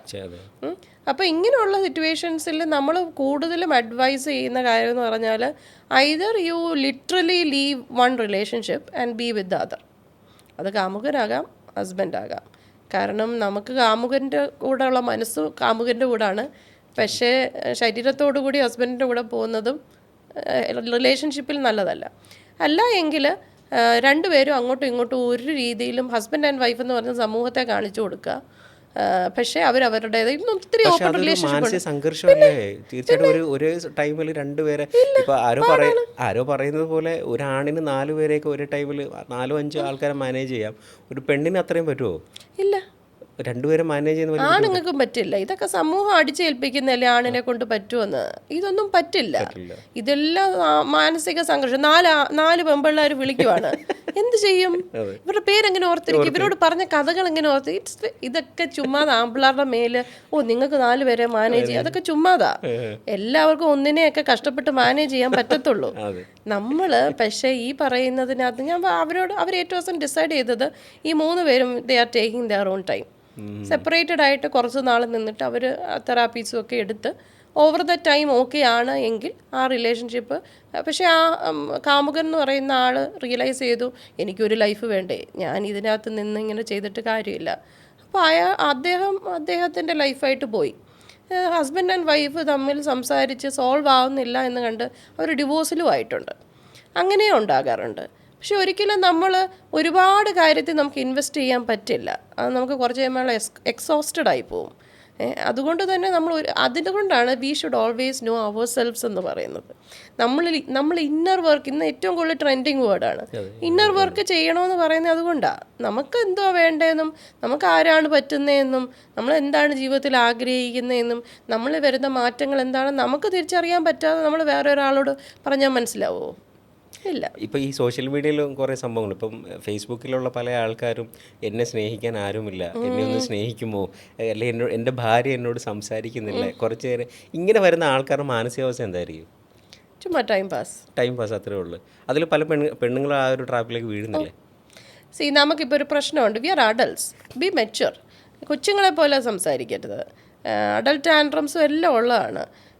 ഒരു അഡൾട്ടായിട്ടുള്ള ഒരാൾ ഓരോന്ന് ചെയ്തിട്ട് അയ്യോ എനിക്ക് ഇങ്ങനെ ഉള്ളത് കൊണ്ടാണ് എന്ന് പറയുന്നതിനെക്കാട്ടിലും ഞാനൊരു അഡൾട്ടാണ്, ഹൺഡ്രഡ്സ് ഓഫ് ഓപ്പർച്യൂണിറ്റീസ് ഉണ്ട് ഇത് മാറ്റാൻ. കപ്പിൾ തെറാപ്പി ഉണ്ട്, ഇൻഡിവിജ്വൽ തെറാപ്പീസ് ഉണ്ട്, അറ്റാച്ച്മെൻറ്റ് തെറാപ്പീസ് ഉണ്ട്, റിലേഷൻഷിപ്പ് തെറാപ്പീസ് ഉണ്ട്, സെക്സ് തെറാപ്പി ഉണ്ട്. അങ്ങനെ ഒരു 100 കണക്കിന് ഓപ്ഷൻസ് ഉണ്ട്. എത്രയോ ഇപ്പം ഒരാളോട് സംസാരിക്കാൻ പറ്റുന്നില്ല, go to a psychologist or a counsellor, സംസാരിക്കൂ. നിങ്ങളെ ഒരിക്കലും അവർ ജഡ്ജ് ചെയ്യാൻ പോകുന്നില്ല. അവരുടെ പ്രൊഫഷണലി അവർക്ക് ജഡ്ജ് ചെയ്യാനുള്ള പ്രോട്ടോക്കോൾ അങ്ങനെ ഇല്ല. അതുകൊണ്ട് നിങ്ങൾ ഒരു ജഡ്ജ് ചെയ്യാത്ത ഒരാളോടടുത്ത് സംസാരിക്കണമെങ്കിൽ അവിടെ പോയി be an adult and maturely handle it. അല്ലാതെ അവർ ചെയ്തു ഇവർ ചെയ്തു എനിക്കിതേ പറ്റത്തുള്ളൂ, ഞാൻ ഇങ്ങനെ ആയിപ്പോയി.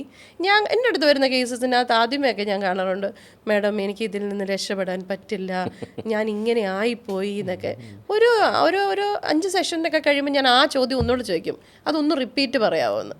അപ്പോൾ ഒരു പറയും അങ്ങനെയല്ല, I am responsible for my on.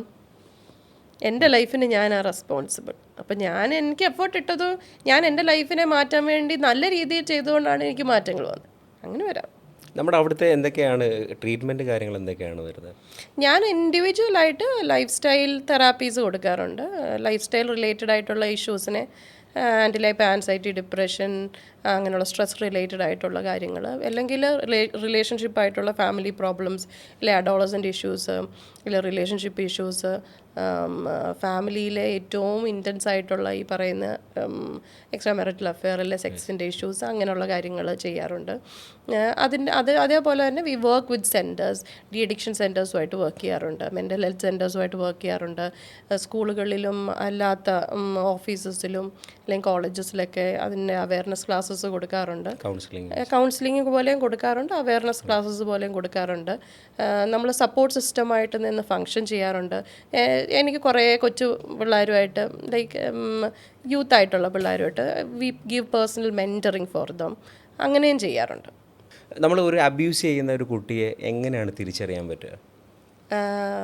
ഈ നമ്മുടെ പിള്ളേർ പൊതുവേ ഭയങ്കര ആക്റ്റീവായിട്ടിരിക്കുന്ന കുട്ടികളാണെങ്കിൽ അവർ സഡൻലി ഇനാക്റ്റീവ് ആവും, അവരിപ്പോൾ ഉള്ളിലോട്ട് വലിയും. അല്ലെങ്കിൽ നമ്മൾ തന്നെ തൊടുമ്പോൾ അവർ പെട്ടെന്ന് ഞെട്ടും, എന്നെ തൊടല്ലെന്ന് പറയും, എന്നെ ആരും തൊടുന്നത് എനിക്കിഷ്ടമല്ല എന്ന് പറയും.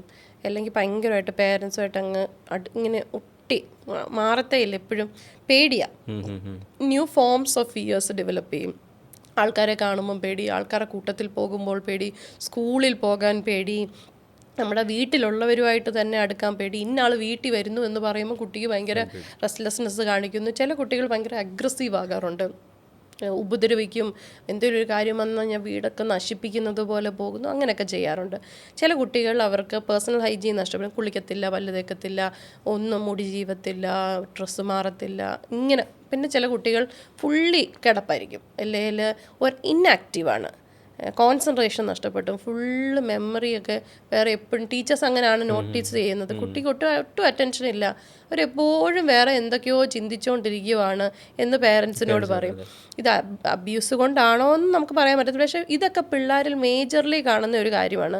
പിന്നെ അത് മാത്രമല്ല, ആൾക്കാരോട് അടുക്കുക എന്ന് പറയുന്നില്ല, പഠിത്തത്തെക്കുറിച്ച് പറയുക അല്ലെങ്കിൽ എവിടെയെങ്കിലും പോകുക എന്ന് പറയുന്നതൊക്കെ അവരെ സംബന്ധിച്ചിടത്തോളം ഭയങ്കര ബുദ്ധിമുട്ടാവും. ചില കുട്ടികൾ ഈ സെക്ഷൽ ബിഹേവിയേഴ്സ് കാണിക്കാൻ തുടങ്ങും, കാരണം അവർക്ക് എക്സ്പീരിയൻസ് ചെയ്തിട്ടുള്ള ഒരു കാര്യം. ഞാൻ വേണേൽ ഒരു ഇൻസിഡൻറ്റ് പറയാം. ഞാനിത് എൻ്റെ മോളോട് കൺസെൻറ്റ് ചോദിച്ചിട്ടാണ് പറയുന്നത്. ഞാൻ ക്ലാസ് എടുക്കാൻ പോകുമ്പോൾ എൻ്റെ മോളെയും കൊണ്ടാണ് പോകാറുള്ളത്.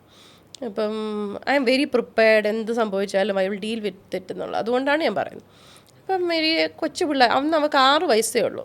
6 വയസ്സുള്ളൊരു കുട്ടിയുടെ കൂടി ഇവള് കളിക്കുക. ഇവള് കളിക്കാൻ നേരത്ത് പിള്ളേരുടെ ഇടയിലെ ഏറ്റവും വലിയ കളി എന്ന് പറയുന്നത് ഡോക്ടറാണ്.